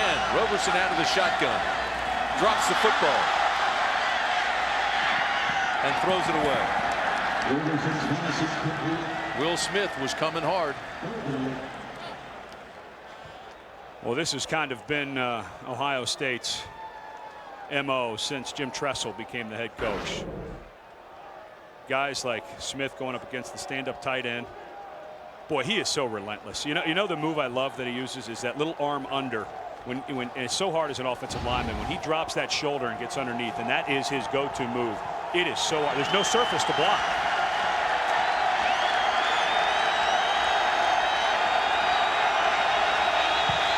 I would think maybe get Roberson out of the pocket, roll him to the right where the two receivers are, get him away from this heat for a second. They need 10. And throws behind the intended receiver, James Terry. It's just not there tonight. It's not. Well, and him and Terry have been off a lot. I think that maybe Roberson thought that Terry was going to sit down in that hole, and he continued to run his route. It's a broken play. I mean, the routes are over. There's Terry. No, he just threw it behind him. He did. That's yeah. He was wide open. Threw it right behind him. He sat down in the hook area, and there's nobody within 10 yards of him. He threw it behind him. Ohio State, a field position team, hopes to get good field position out of this. Jenkins fair catches back at the 27-yard line, so a 50-yard punt helps the Wildcats. Wright's having a terrific night. 4:27 to play, 28-14. Timeout on the field. We'll take one as well.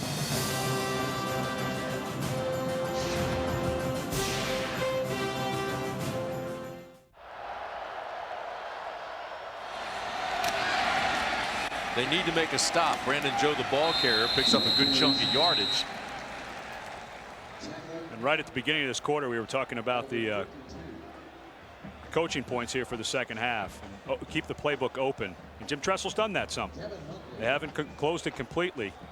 At 14 points, as explosive as Kansas State's offense was in the latter part of the season, you cannot feel comfortable with a 14-point lead, 4 minutes left in the third quarter. Well, when you pick up chunks of yardage like that on first down, you're going to be okay. You can open the playbook. Absolutely. Kretzel on a quarterback draw. Close to a first down. Brian Hickman made the tackle.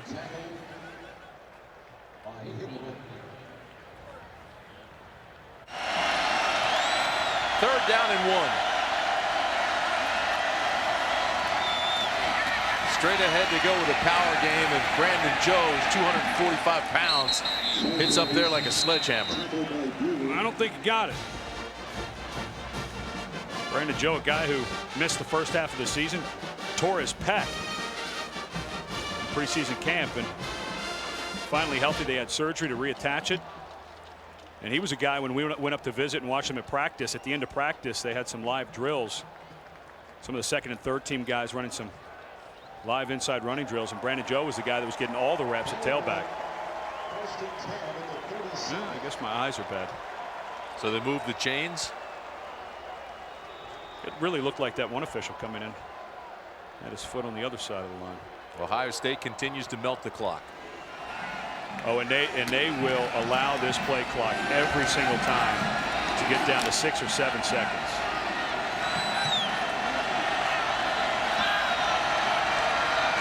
Down to 5, and they snap it at 3. Kretzel has backside pressure but feels it and picks up almost 5 yards. Kevin Huntley was coming with the pressure, and it was as if Kretzel had eyes in the back of his head. He could feel it and escaped.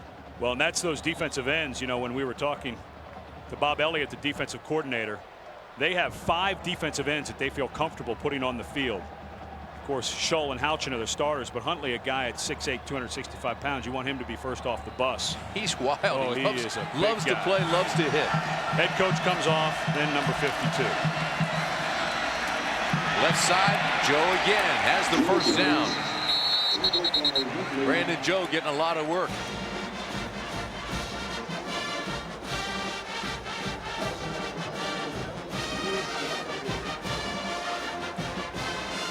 He's got to get the ball back. That look tells a pretty good story, though, doesn't it? Yeah, I mean, I would hate to think all the things that are going through that young man's head. Hopefully he's been able to find some focus, but there's no doubt he's looked brilliant at times tonight and just not himself at others. First down, Buckeyes. And on the waggle, Kretzel throws it away. You know, some of his best passes, and I'm not saying this facetiously, coaches certainly understand that some of your best passes are incompletions, and there certainly was a good play to throw it away.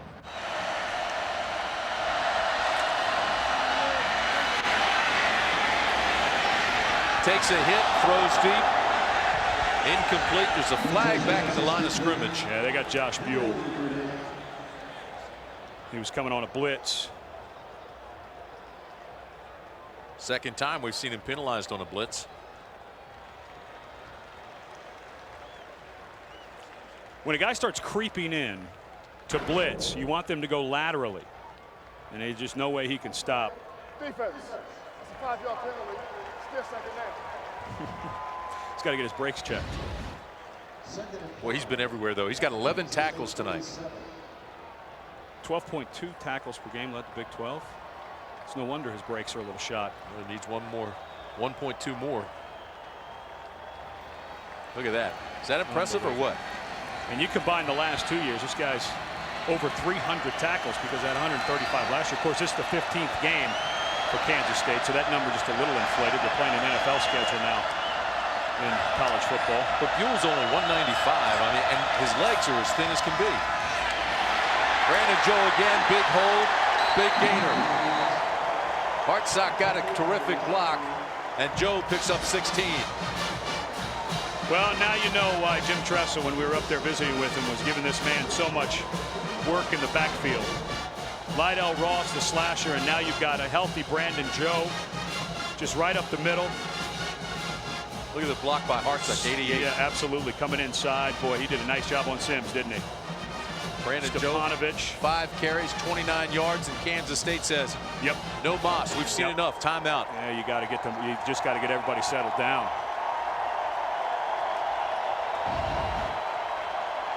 You know, this guy, I was talking earlier about him as a blocker. You want to talk about a guy who made some money in his senior year with NFL scouts looking at him. He's always been a very tough blocker. But he came into this year and really turned himself into a good receiving threat as well. That time we saw him, his blocking ability, but Krenzel finds him all the time in the middle of the field.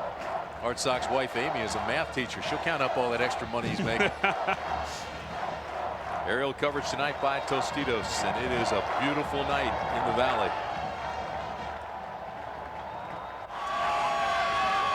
Well, they're charging now. Melting the clock down to 46 seconds in the third period. Extending their lead to 2 touchdowns again and trying to add to that.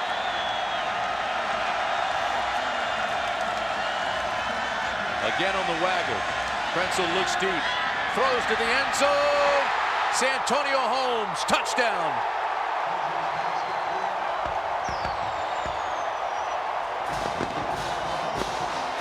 Well, the back judge waited forever to make the call. He wanted to make sure that Holmes dragged that foot and got it down.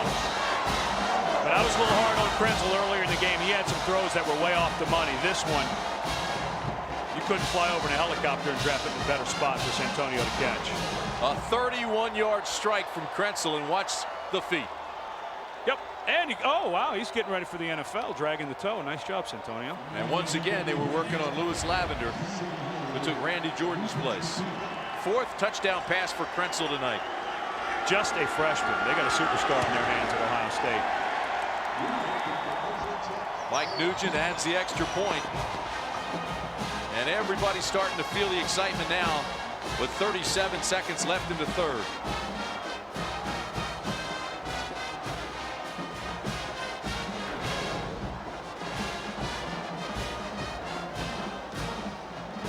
Right by Lavender. And it's not horrible coverage.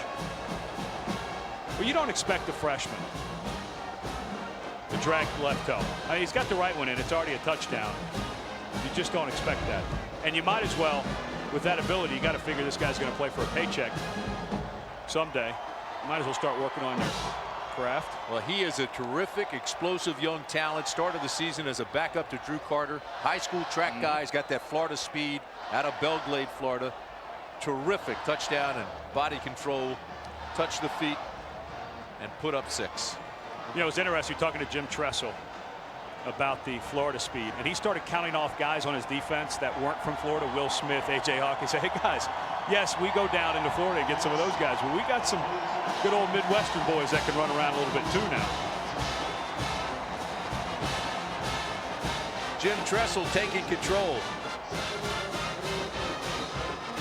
The 22nd coach in Buckeye football history in his 3rd year, and he's had great success everywhere he's been.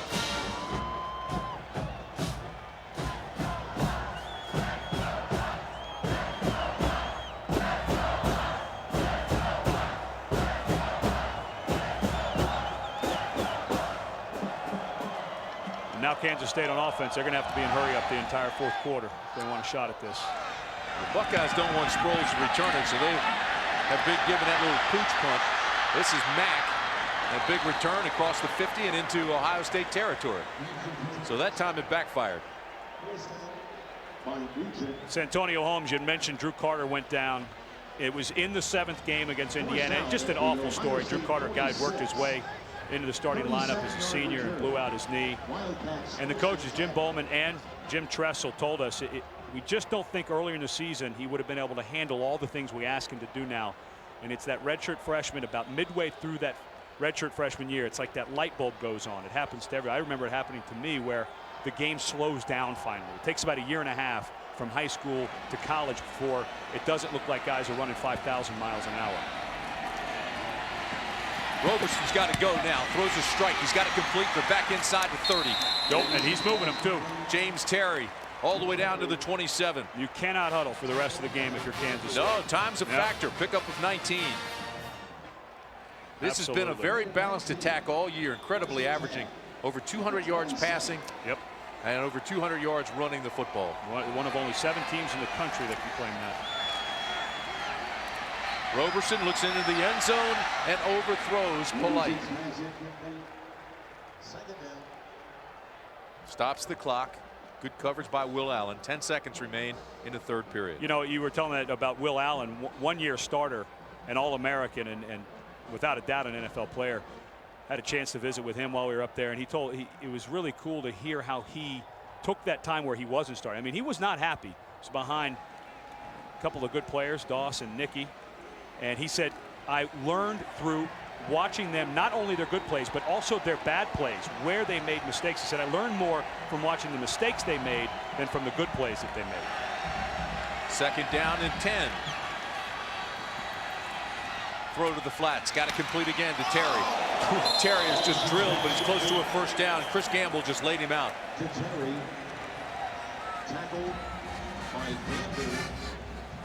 Might have broken his face mask. Yeah, you're right. That's why the face mask is there, though, so you don't get your face broken. It's a nice hit.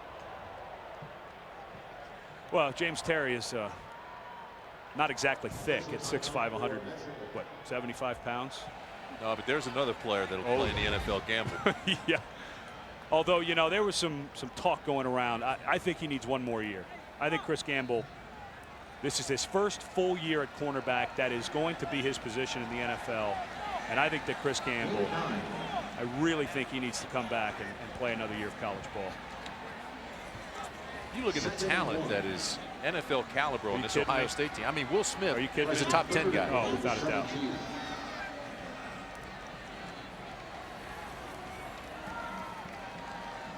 Although I don't know, who would you take, Will Smith or Dave Ball of UCLA, nation sack leader? That's a tough one. We saw Dave Ball against Colorado, and he took the game over. I saw the series. I saw Dave Ball and his brother at my house eat like 23 chicken breasts in 10 minutes. Tim, nobody likes a name dropper. End of the third. Time-wise, they've got 15 minutes left. Yeah, and they've got to score in a hurry. They get the first down. That'll stop the clock. Now go. Now go. 14:58 to play. Now they've got to get up to the line of scrimmage, and everything now has to be hurried. Every second counts. Well, now wait a minute. No, don't huddle, guys. Do not huddle. You don't have time. Should have had 2 plays called from the same formation. Clock is moving. First down, Kansas State. Taking way too much time.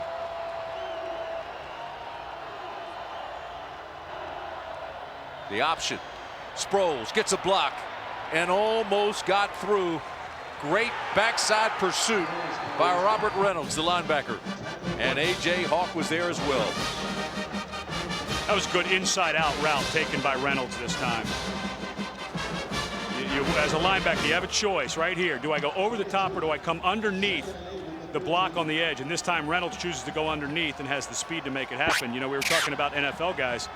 You got to figure this guy's going to get a taste of the NFL next year. Brings up second down and long.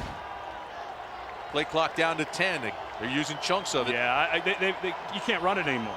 You got to line up in shotgun and throw the ball. Looking to the corner and skips it out to James Terry. Well, you can just tell El Roberson is frustrated. I mean, it's just his body language is telling you how frustrated he is.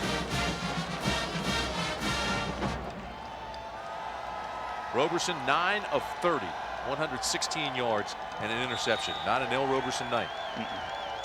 Well, he had a couple of things on his mind the last 24 hours.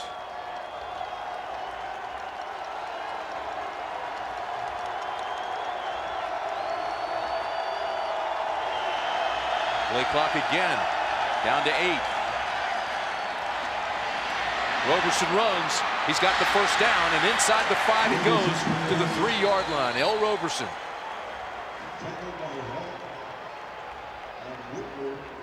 And that's, you know, Mark D'Antonio, the defensive coordinator. So that was so hard when you're looking at the film of L. Roberson.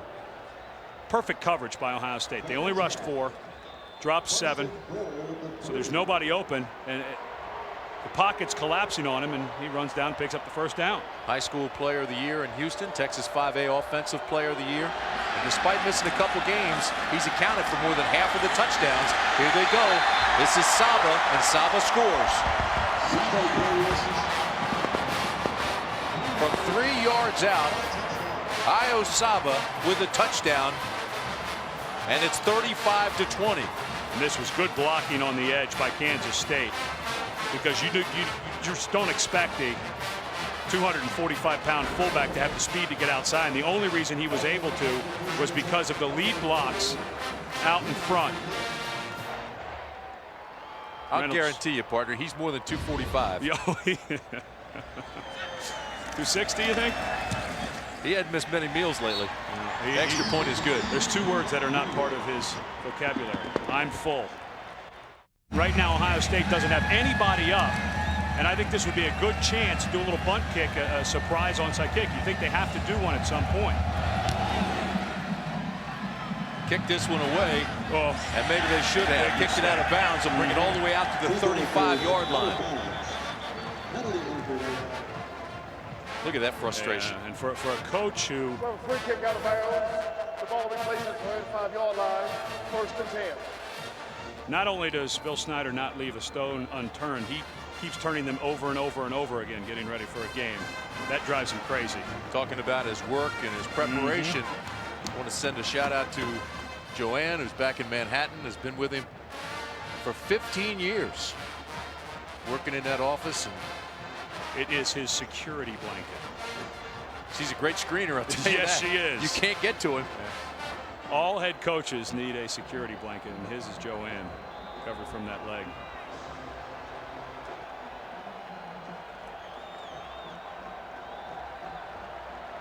Yep. This Kansas State program should be called the Snyder football program. First down, Buckeyes. Krenzel to throw. Directs some traffic, runs, and picks up 3.5. Now that molecular genetics major needs to know to hook slide and stay in bounds.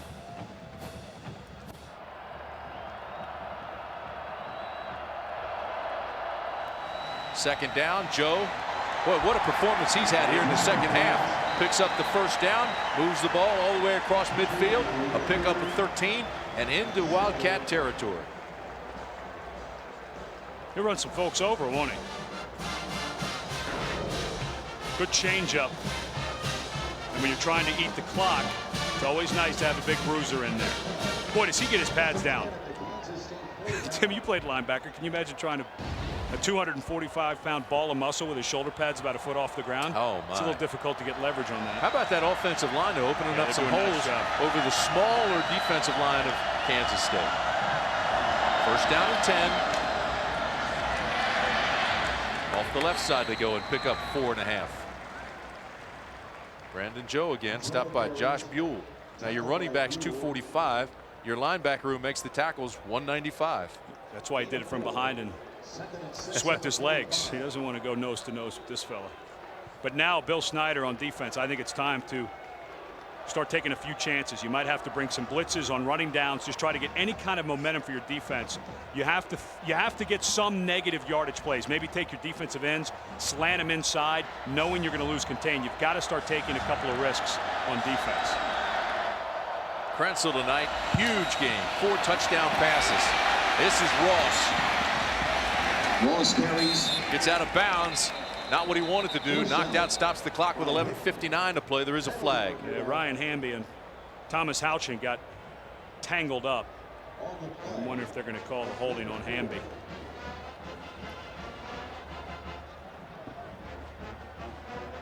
And they did. But these, you know, these Ohio State, when they get over to the line towards the out of bounds marker, they've got to stop going out of bounds. Craig Krenzel did it. That time Lydell Ross did it. Holding on the offense. It's a 10-yard penalty. Replay the down. Used to drive me crazy.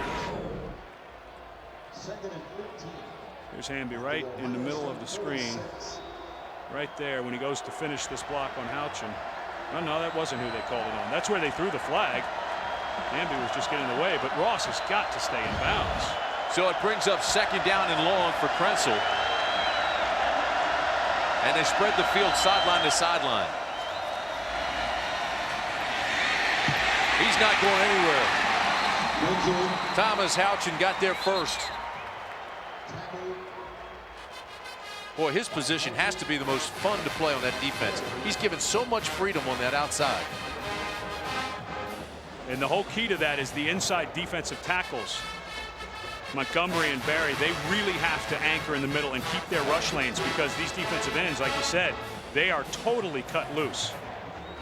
Right now, in the middle is Derek Marceau, who's in there for Montgomery to keep him fresh. But this guy, Barry, a little short, squatty guy, he's got to hold up the middle so those defensive ends can fly around. They finally got a little bit of a break with that holding call. 3rd down and 17.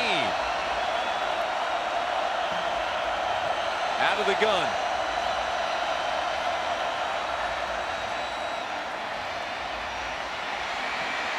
Krenzel close to the line of scrimmage, incomplete. Childress couldn't hold on. He may have crossed the line of scrimmage. Alex Stepanovich is getting into it with Marceau, and a flag came down. I think Stepanovich thinks that Krenzel may have gotten hit late.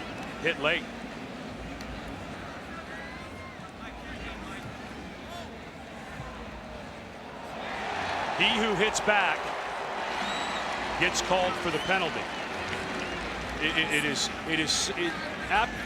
one of those cliches that's true 100% of the time. Well, I think there might have been an argument for a late hit on Josh Buell. You mean Josh Buell on Krenzel? Excuse me. Well, I mean the call on Josh Buell for making After the play was over, a dead ball, personal foul on offense. 4th down. So take another look at it. Here's Krenzel. I think this is what Stepanovich was upset with. And that is, you got to throw that flag. Led with his head, late and led with his head. Which flag do you want to throw? How about Stepanovich, though, stepping up and eating the 15-yard penalty to protect his quarterback? Yeah, but I think Jim Tressel would rather he had words with Buell and Marceau instead of threw a punch or an elbow or something. It was a late hit. It should have been called. But you don't expect your seniors to make mental errors. And in a game that all of a sudden has become kind of interesting because Ohio State decided to go in reverse. Sanders gets off a booming kick. This punt all the way back at the 23. Sproles. Not much room to the 29. That's it. Dante Whitner made the tackle. 48-yard punt, 6-yard return.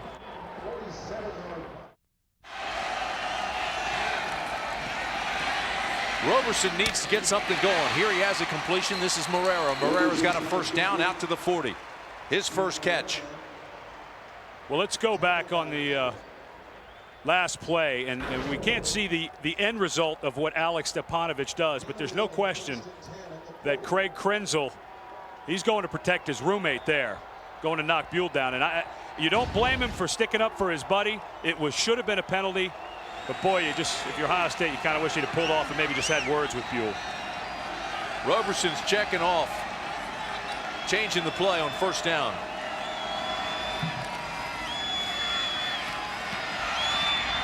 Throws, got it complete, another 1st down. Look out, Terry's loose, so Dennis correction. And it's a 1st down to the 43. 17-yard pickup, look out, here come the Wildcats. Davin Dennis on the top of the screen working against Dustin Fox. Fox turns his back. And that's the open field tackling that Mark D'Antonio preaches so much, because Dustin Fox got spun around. When he came back in, he was off balance. Pretty good hands to pick off a fastball. I mean, that ball comes in a hurry. There's a vapor trail behind it.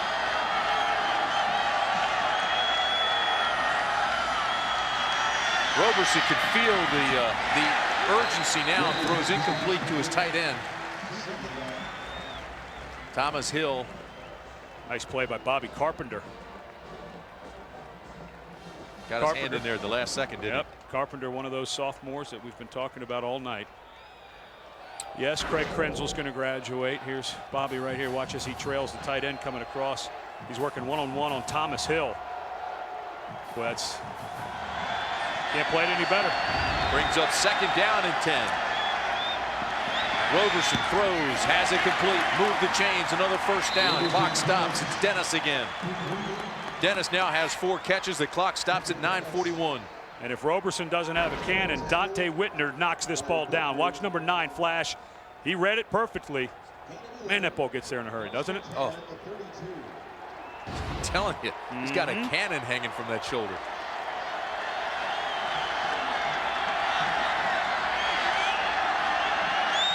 He needs to heat up here. Steps up, he's got room to run. Instead, he throws and gets a completion out of it. All the way down to the 12. Yep. It's Dennis again. And he was looking for James Terry. This ball was tipped at the linebacker level. A.J. Hawk got it. Bit of luck there. What an athletic play by A.J. Hawk. He knows L. Roberson can pull this thing down and run. Watch when he gets himself on balance and faces up the quarterback, going for Terry underneath. But because you had a shallow cross and a deep cross, Kansas State gets a little bit lucky. Another 1st down. 9 minutes to play.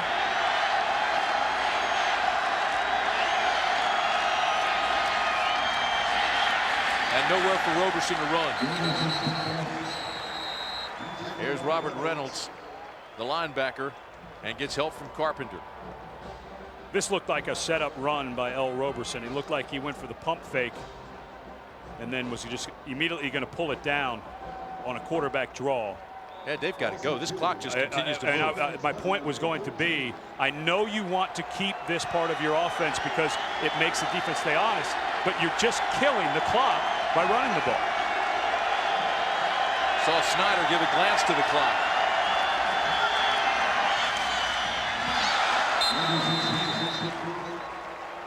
And there's where the touch comes in, Tim. Oh, we got a flag down in the pocket. But, you know, when a guy's running a slant, just lead him and lay it in there, boy. You fire that ball, and if it's off mark, the receiver just does not have a chance. Wildcats are moving back. Is this holding?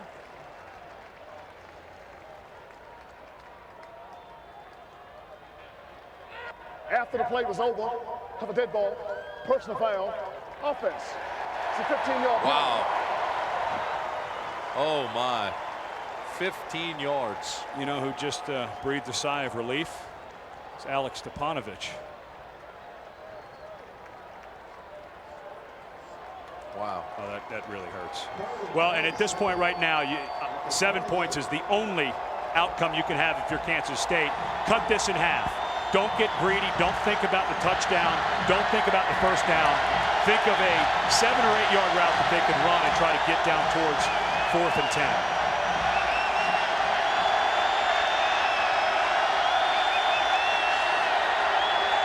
Third down, they need 27. Play clock at 4.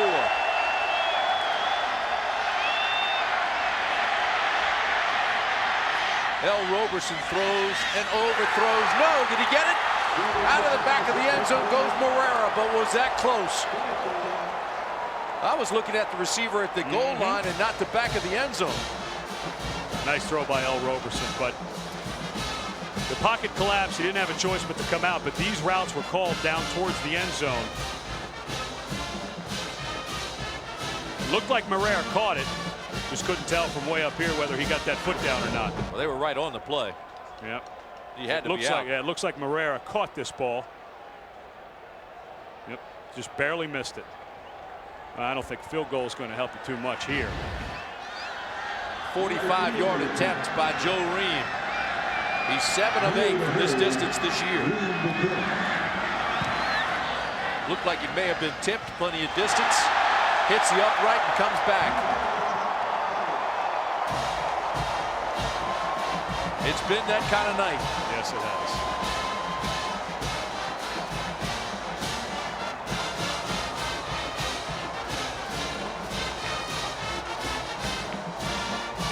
The clock moves under 8 minutes.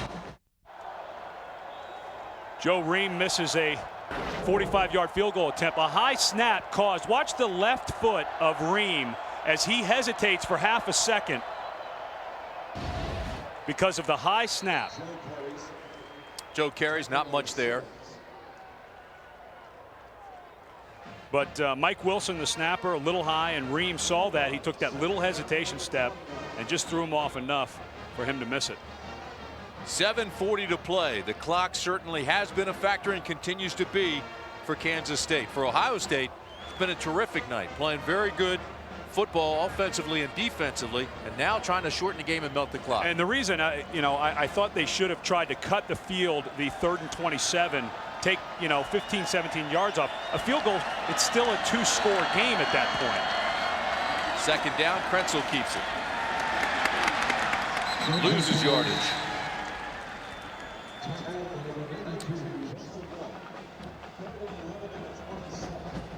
But it was the personal foul against Kansas State that put him in that hole at 3rd and 27. And then you go to 4th and 27 and try a field goal that I just don't know what it would have done for you at that time in the game. 3rd down and 11.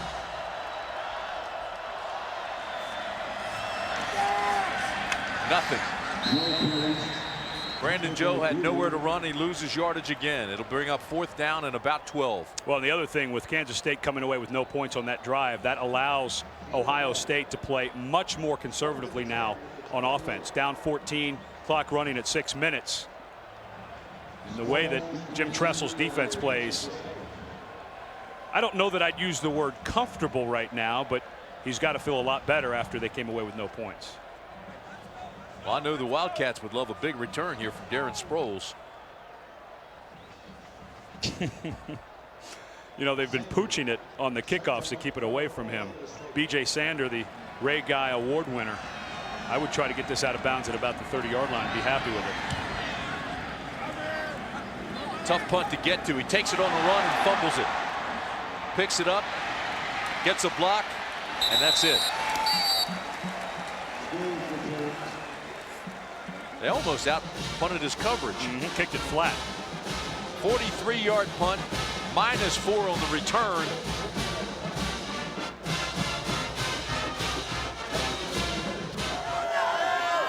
(35-21). Kansas State needs 2 scores, and they need them in a hurry. Roberson just 13 of 37. Throws to the flats. Sproles can't hold on to it.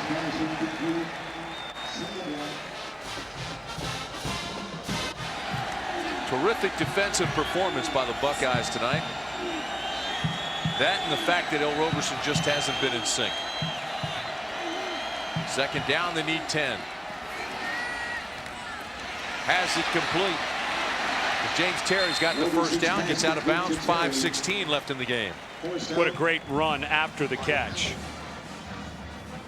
Sproles again getting there in a hurry, and James Terry did a wonderful job faking to the inside, then getting to the outside on Gamble.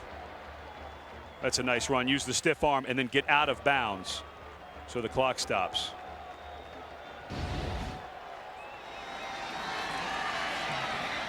Roberson throws it out of bounds. Kansas State trying to become the first team in Wildcat history to win 12 games in a season. Wow.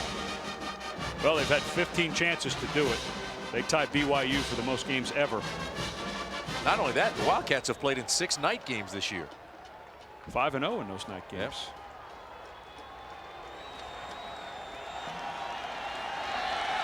Second down and 10 for Roberson.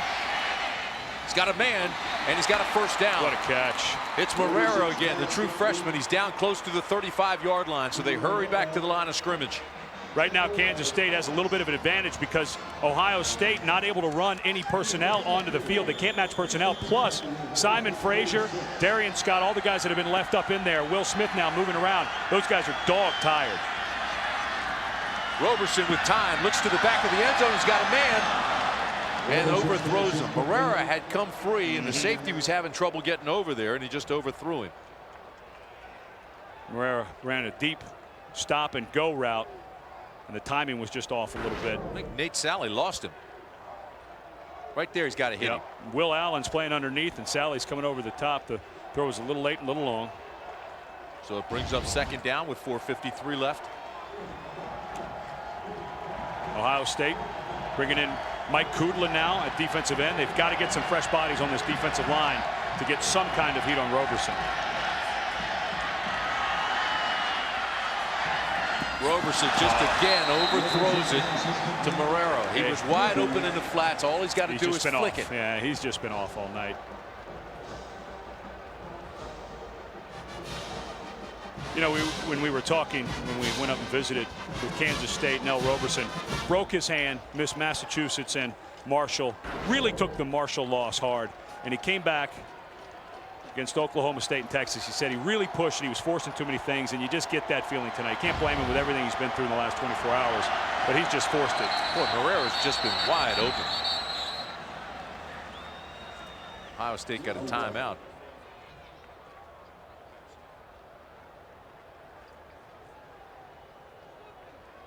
Is there enough time for Kansas State? Mm-hmm. We'll be back.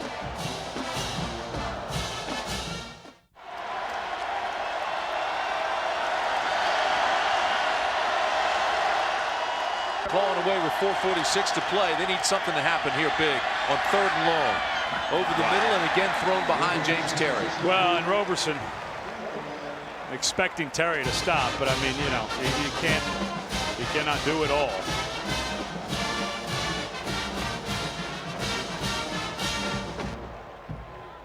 And if he leads this, Reynolds, the linebackers right there, may have picked it anyway. So well, you got the feeling he's down to one play. Mm-hmm. I mean, there's still 4:41 left, but they need a miracle. Yeah, this is probably game, set, and match right here.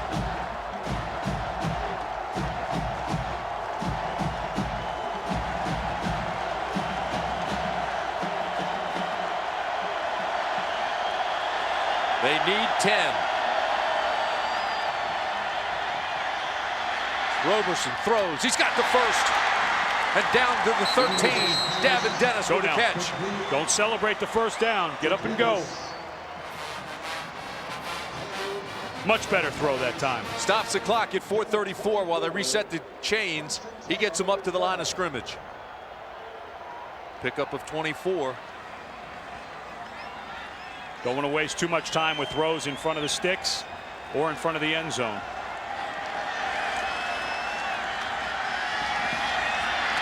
Backside pressure. He's got to complete it to 1. Go. Brian Casey close to the goal line. His first catch of the night. And I know we're nitpicking at the clock, but right now here comes the heavy personnel. I'm not so sure you want to run it with a guy like Roberson. Get him out on the edge. Give him a run pass option. He could still run it in. I know you're down on the 1-yard line and they're huddling. They're down 2 scores. I just think Kansas State's taking too much time. Still plenty of time though. Just over 4 minutes. See, that's the problem though. And Saba has nowhere to go. Loses yardage. Yeah, I mean, against a defense like Ohio State that is so good at getting penetration, so athletic up front, and their linebackers. Well, you had Ohio State on its heels. Now you're giving them time to regroup. I mean, you expect to get it in, but what if you don't, like you don't here? Not only that, but you lose yardage. I'd take Sproles or Roberson and get them right to the corner. You got to move. You got to get out of the. No, it's all throw from here on. Boy, that's 45 seconds off the clock from when they got down to the 1-yard line. 2nd and goal. Sproles doesn't make it.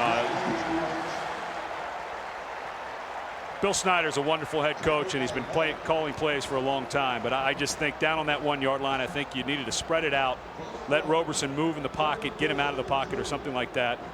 And now Bill Snyder looks like he's going to take a timeout. With just over 3 minutes remaining. They got down on the 1-yard line, 1st and goal from the 1. With 4:06 left. Yeah, so 1 minute and 3 seconds, and here you sit. 3rd down and goal from the 2.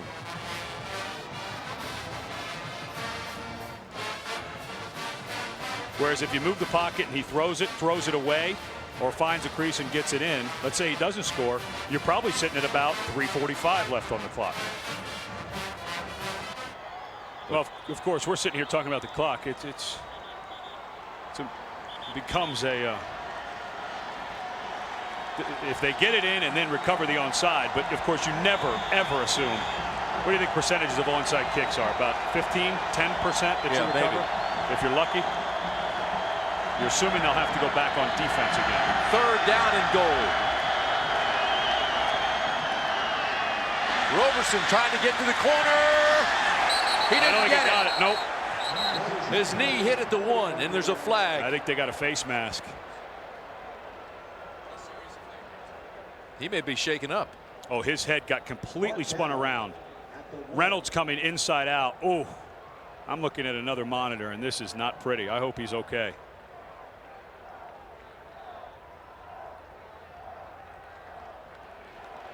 So that'll put the nose of the ball just about on the goal line. Well, the good news is now you're not looking at 4th down. Personal foul. On the defense. Half the distance to the goal. Automatic 1st down. Half the distance to the goal is about an inch. Yeah. And Robert Reynolds coming from his linebacker spot, just trying to grab at anything he could. Got a whole handful of face mask and almost ripped Mel Roberson's head off. All right, so it's now 1st down from just outside the goal line. Quarterback sneak. Yeah, it looked like he got it. Touchdown. Kansas State has a touchdown. It's now a 1-touchdown game.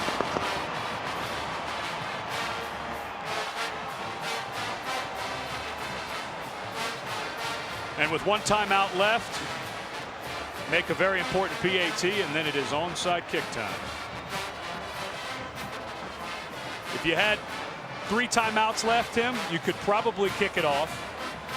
If you had 3 timeouts left, no question you would kick it off and try to pin him deep. But now with 1 timeout, I think you got to do a hopper, a short hopper. Joe Ream for the extra point attempt.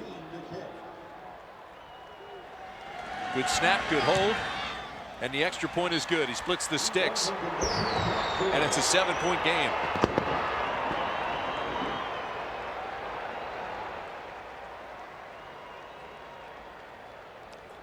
Well, you saw Jim Tressel clapping. He may have broken his nose. Well, this was pretty bad.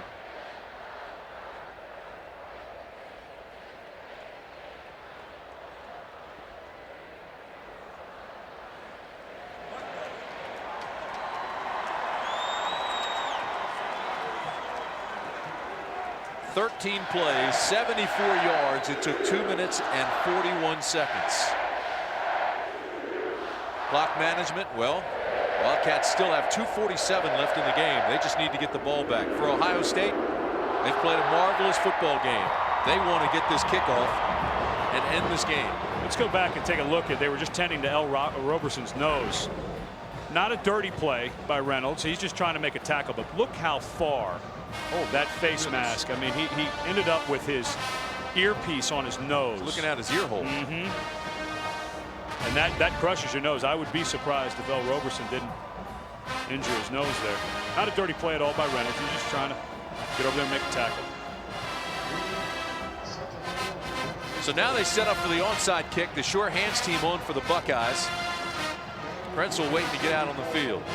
I'm a big fan of hitting the ball as hard as you can on top and bouncing it straight up in the air. The ones that kind of run along the ground, they never seem to work. I like the ones where you scoop it right on the top, like you're trying to take the top of the ball off. It hits once, 10, 15 feet in the air, and see if you can't get under it. It's got to go 10 yards. There's your bounce. Kansas State's got it.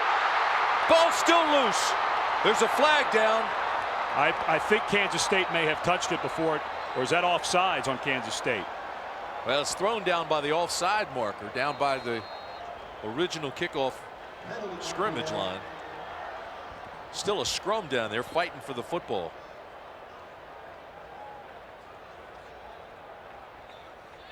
Looked like Nate Sally recovered it. From where that flag is, it looks like it's an offsides. If the kicking team.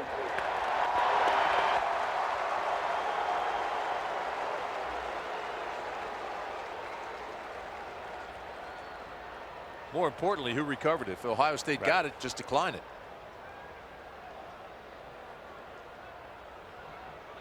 We have encroachment on the kicking team. That's a 5-yard penalty.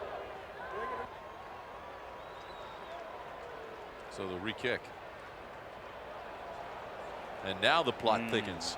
Here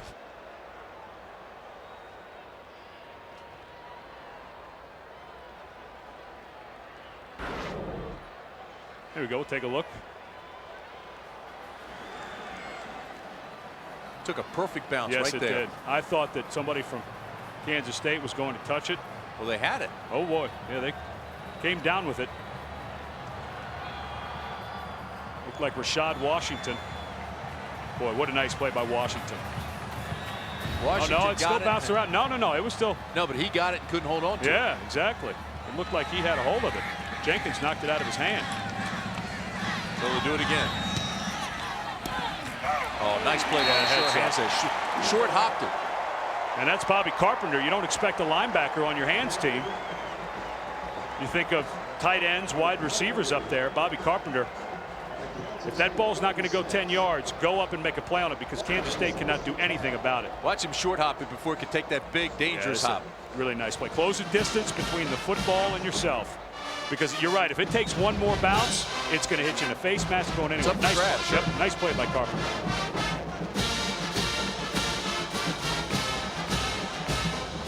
So 2:47 to play in the Tostitos Fiesta Bowl, and Ohio State in control. 35-28.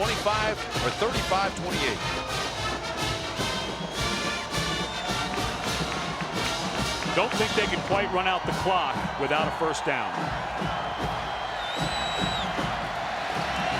Krenzel gives it to Joe.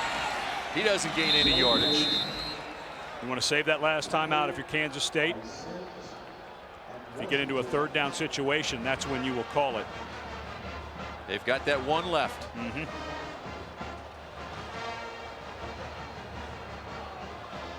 Down to 2:25. The clock continues to move. At 2:37, they're not going to be able to completely run it out without a first down. You don't want to burn that timeout until the third down.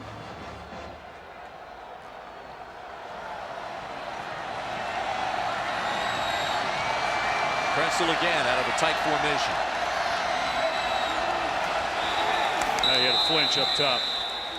They're going to get Ryan Hamby. So that stops the clock right at 2 minutes. Yeah. They're going to give him 5 for flinching.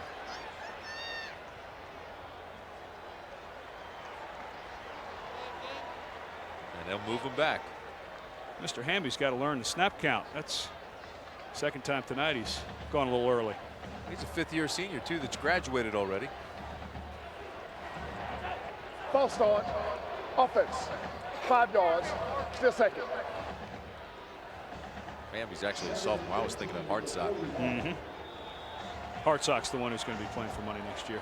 Hamby's got to wait a few years. Well, Krenzel set an Ohio State record tonight for most touchdown passes in a bowl game, 4 of them. He got the Buckeyes out of the blocks quickly after throwing an early pick in the first quarter. He struggled a little bit early. He underthrew a couple of balls for Michael Jenkins that looked like sure touchdowns, but he got it back on track. Second down and 15. Joe. Nothing. Now the timeout by Kansas State. Take a look at the 4 touchdown passes from Mr. Krenzel. Great throw to Santonio Holmes in the back of the end zone with Cedric Williams trailing. Michael Jenkins taking advantage of the play fake.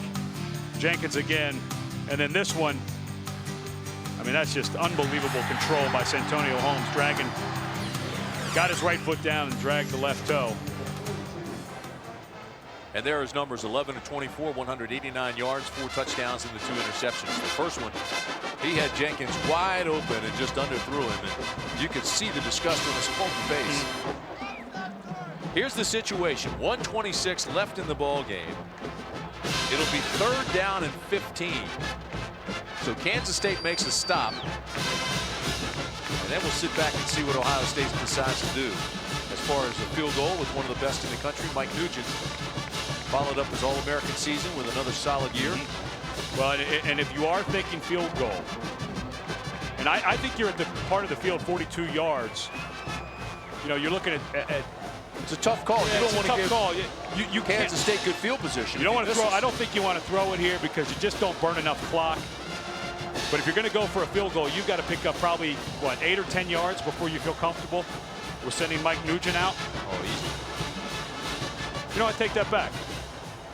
I wouldn't be surprised if we'll play action pass. Something safe, and maybe Krenzel give him a run pass option. 3rd down, 15. Tight formation. They run it. This is Ross. Ross goes to the 35, but goes out of bounds. And what stops a mistake. The clock with 1:20 left. Oh, that's a huge mistake. So the Wildcats get a break. And Ross is talking to the coaches.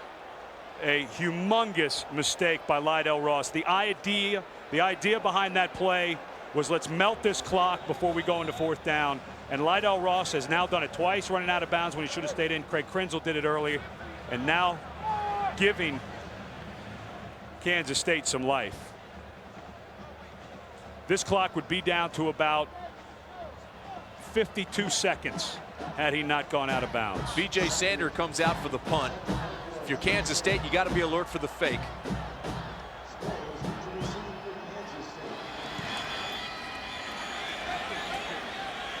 Now the flags are down everywhere. I think they might have had delay of game. What a great punt, too, that went out of bounds at the 2. Offense. B.J. Sander, he just looks and hangs his head. He knows he got a perfect punt off that went out on the 2, and he'll have to try it again. You know what? If I'm Bill Snyder, I'd decline this penalty. I mean, this Have penalty. a delay of game. Offense. Please reset. 1 minute, 20 seconds. Thank you. I would decline this because you don't want B.J. Sander to have more room to try to knock it down inside the 5. But he knocked it out at the 2. Why would you take it at the 2? Oh, excuse me. Good point. Thanks. Good correction. Well, no, it's a dead ball foul, Tim. They wouldn't have the result of the play. Sander punts again. This is a high tail wagger, and again, he's trying to pooch it inside the 20. Sproles takes it at the 10 and is thrown down at the 9. A 30-yard punt that was just perfectly executed by B.J. Sander, and Will Allen made the tackle. Instead of the 2, they got it at the 10, so there's a little bit of a benefit for Kansas State. I guess my idea of declining was dumber than dumb. So with 1:12 left, they've got to go 90 yards to tie the game or win it with a 2-point conversion. With the clock stopping in college football on 1st downs, you can work the middle of the field, but if you do it, they better be beyond the stakes. Well, they've got to do it with no timeouts. None left. Here we go. Roberson out of the gun.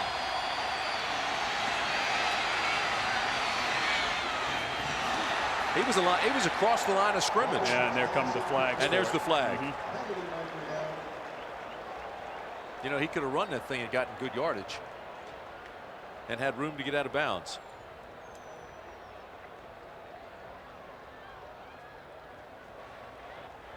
On the play, we have an illegal.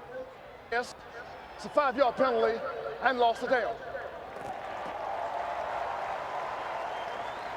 You know, it just has not been L. Roberson that we've seen all year. No, and even that throw was behind. But the decision, I mean, you would have thought. Right. I mean, he's a guy who does it with his legs. He had wide open spaces and room to get out of bounds at the end of the run.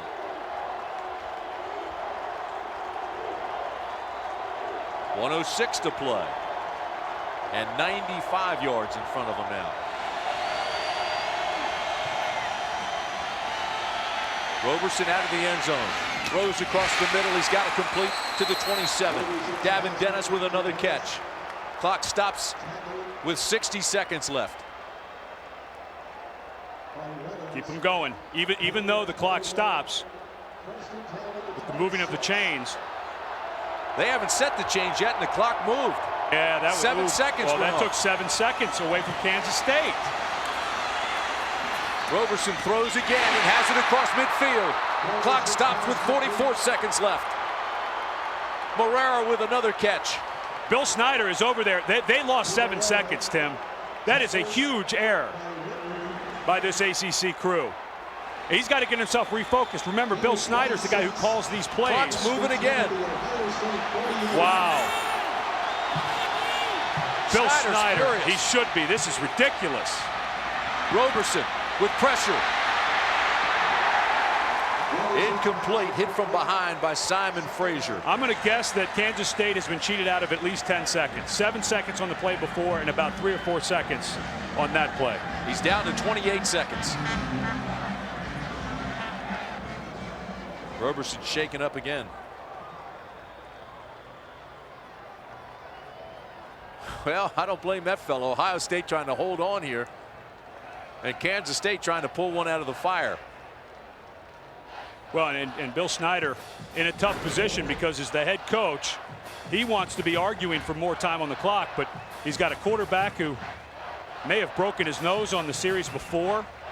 Drugged down from behind, that time by Simon Frazier, has to be pretty weary. Trying to game plan what they want to do in the hurry up. You let a senior quarterback call most of the plays, but now Bill bringing Ron Cherry over to talk about this clock situation. He's pointing at the chains. And then right, absolutely.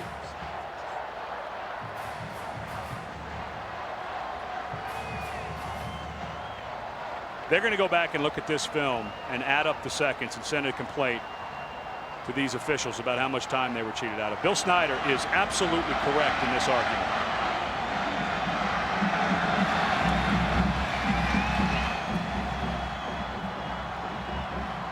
.28 seconds left. How big are those 10 or 11 seconds, Tim?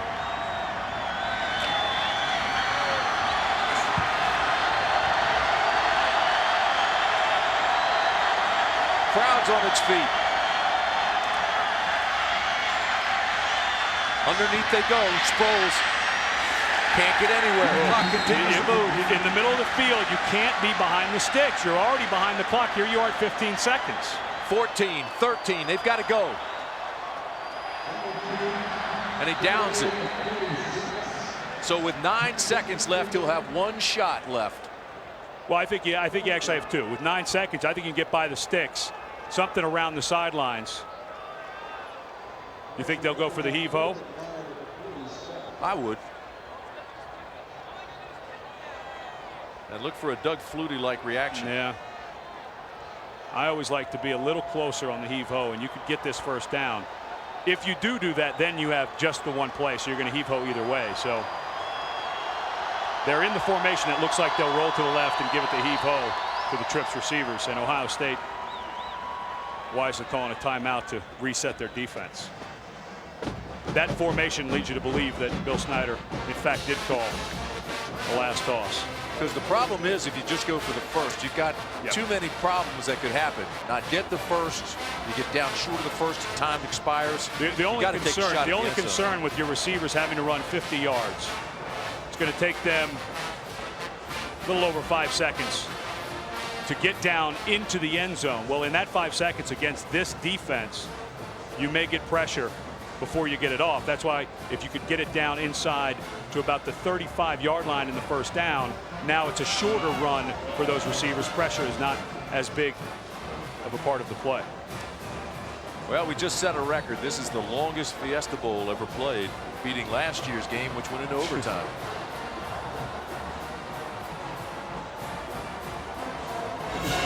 I think that's been our crew all year. We've done some very long games. Here we go. Final 9 seconds of the 2004 Tostitos Fiesta Bowl.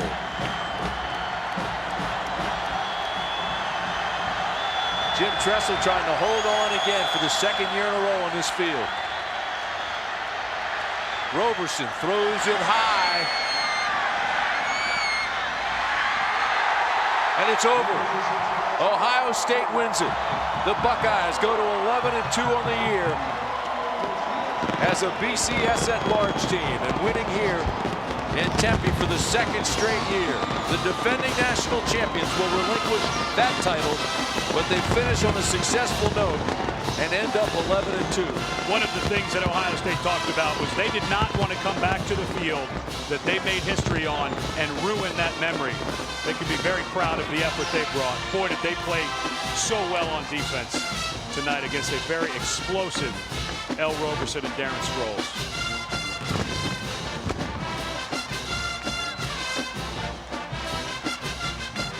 You have to wonder the mindset of L. Roberson coming in here. with the complaint filed early yesterday morning and the allegation of a sexual assault. Well, we all know early in the game Ohio State's defense was absolutely dominant for about the first quarter and a half. So that had something to do with it. But I don't think there's any question, Tim, that what transpired in the last just over a day had a major impact on Kansas State and, more importantly, their quarterback, El Roberson. He was just not the guy that we had seen, especially in that 7-game winning streak.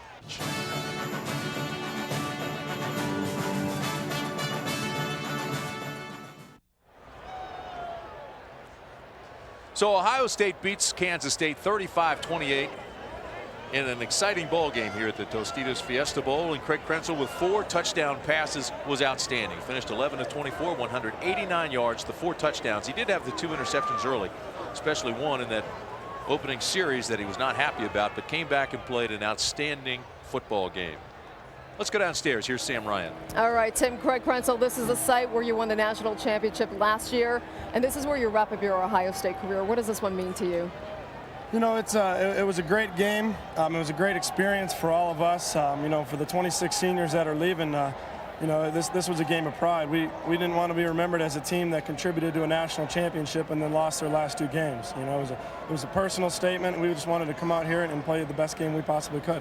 And you certainly made a statement, Craig. The offensive MVP of the game, 4 touchdown passes, a little shaky early, picked up early. When did you feel you really settled down? You know, early on, you know, the first interception was just a bad throw. I kind of rushed it a little bit and didn't get my hands gripped on the ball very well and floated it up there. If I make a good throw there, you know, Mike ran a great route and had his guy beat. We had a touchdown. But you know, all the guys were a little rusty coming out. You know, it's something that you're always concerned about after having a 5-week layoff. But you know, we got it together when we needed to. You had 40 days off there. Michael Jenkins, 2 receptions, 2 touchdown receptions of your 4 touchdown passes. What can you say about his game? You know, Mike's one of the greatest receivers, you know, in the history of Ohio State. You know, by his game tonight, I'm almost positive that he broke the record for most receiving yards, and you know, there's not a better guy out there who deserves it more than Michael Jenkins. He certainly did break that record. Congratulations, Craig. Thank you very much. Tim? All right, Sam, thank you very much, and an outstanding performance by both those gentlemen. You know, it was interesting. It just looked like El Roberson never did find a rhythm. He never got his timing, and even on short passes, he was throwing with too much velocity. There was only a couple of times during this game at the end of the first half, and there was a couple of drives in there, late third, early fourth quarter, where he looked anything close to what we had seen this season out of El Roberson. You just have to think that what transpired in the last 24 hours had to have a major impact in his mind. Talked about Ohio State with the #1 defense in the nation against the run, and they certainly showed that against Darren Sproles. Well, and here was an offense for Kansas State on their 7-game winning streak that averaged nearly 300 yards per game rushing, and the Ohio State defense held them to 86 yards today. That was an unbelievable effort, and Mark D'Antonio, their defensive coordinator, begins his new job tomorrow as the head coach at the University of Cincinnati. He should be very proud of how his guys bounced back after the loss to Michigan. Always talk about the run defense, but Chris Gamble and Will Allen remind us that the secondary was awfully strong as well. Let's go back to Sam. All right, thanks a lot, Tim. Thanks a lot, everybody. Ladies and gentlemen, this is what they play for. Some hardware which we have to present. Joining me, a couple of important fellows to present this hardware. This is John Compton here. He is the Frito-Lay Salty Snacks president, and Tostitos Fiesta Bowl president, Chairman Leon Levitt. Leon, you've got a very special presentation to make. I certainly do. It's my honor to present the 33rd annual Tostitos Fiesta Bowl championship trophy to Coach Jim Tressel and the Ohio State Buckeyes. All right. Coach Tressel, you do it here again in Tempe, another Fiesta Bowl championship for your team. Your team has won so many close games this season. They have the ability also to beat the Big 12 champs. What does it say about your team? Well, I'll tell you what, Kansas State's a great football team, and their kids played awfully hard, and our kids just kept playing, and so proud of our players and our coaches and our fans and everyone here. It's a great place to be. You guys kept playing. We spoke to your offensive MVP, Craig Krenzel, who had 4 touchdowns on the game. What can you say about Craig today? Well, Craig Krenzel keeps reminding me he's a good football player, not just a scholar. But he's awful proud of that academic Heisman he won as well. He's a winner. He's a leader. We're going to miss him. One of 26 seniors that you guys are losing. What can you say about your seniors? you know, they're a special group. There was a lot expected of them this year. You know, when you come off a national championship, they had some adversities. They had some tough things to deal with. They handled it all at first class. They're special. Thanks a lot, Jim. Now, we just spoke to Craig Krenzel. Where's A.J. Hawk, the defensive MVP of the game? A.J. Hawk, the defensive player of the game. A.J. Hawk, you guys have done it all year on defense, the #1 defense in the nation, stopping the run. What can you say about the way you guys played tonight? You know, our defensive line, I say all the time, big guy like Tim Anderson, Will Smith, and Darian Scott, these seniors come out here and do everything for us guys to run around, try to have fun, just play ball. So, I mean, we're excited to come out and get a victory for these seniors and send them off right. And I mentioned defensive MVP of the game. What does this one mean to you?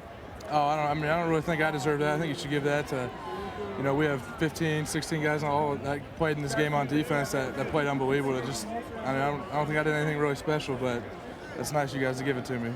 Okay, Leon Levitt has some hardware to give to you guys. Leon, to present the MVP trophies, and Tim, we're going to send it back to you.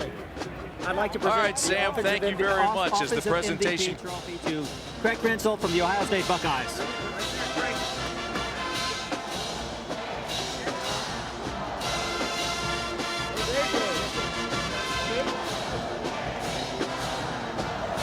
And the defensive MVP trophy goes to A.J. Hawk of the Ohio State Buckeyes.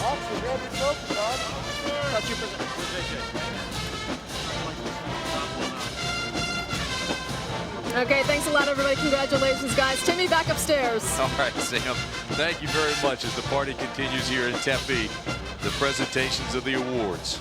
So the 33rd annual Tostitos Fiesta Bowl ends with the defending national champion Ohio State Buckeyes winning on the same field they won the national championship on just a year ago. Unbelievable that Jim Tressel is now 15-5 in games decided by 7 points or less, 6-1 this season. It's unreal what him and his staff do in close games. ABC is online, keyword ABC Sports. For Ed Cunningham and Sam Ryan, I'm Tim Brandt. So long from Tempe. And we thank each and every one of you for your attendance this evening.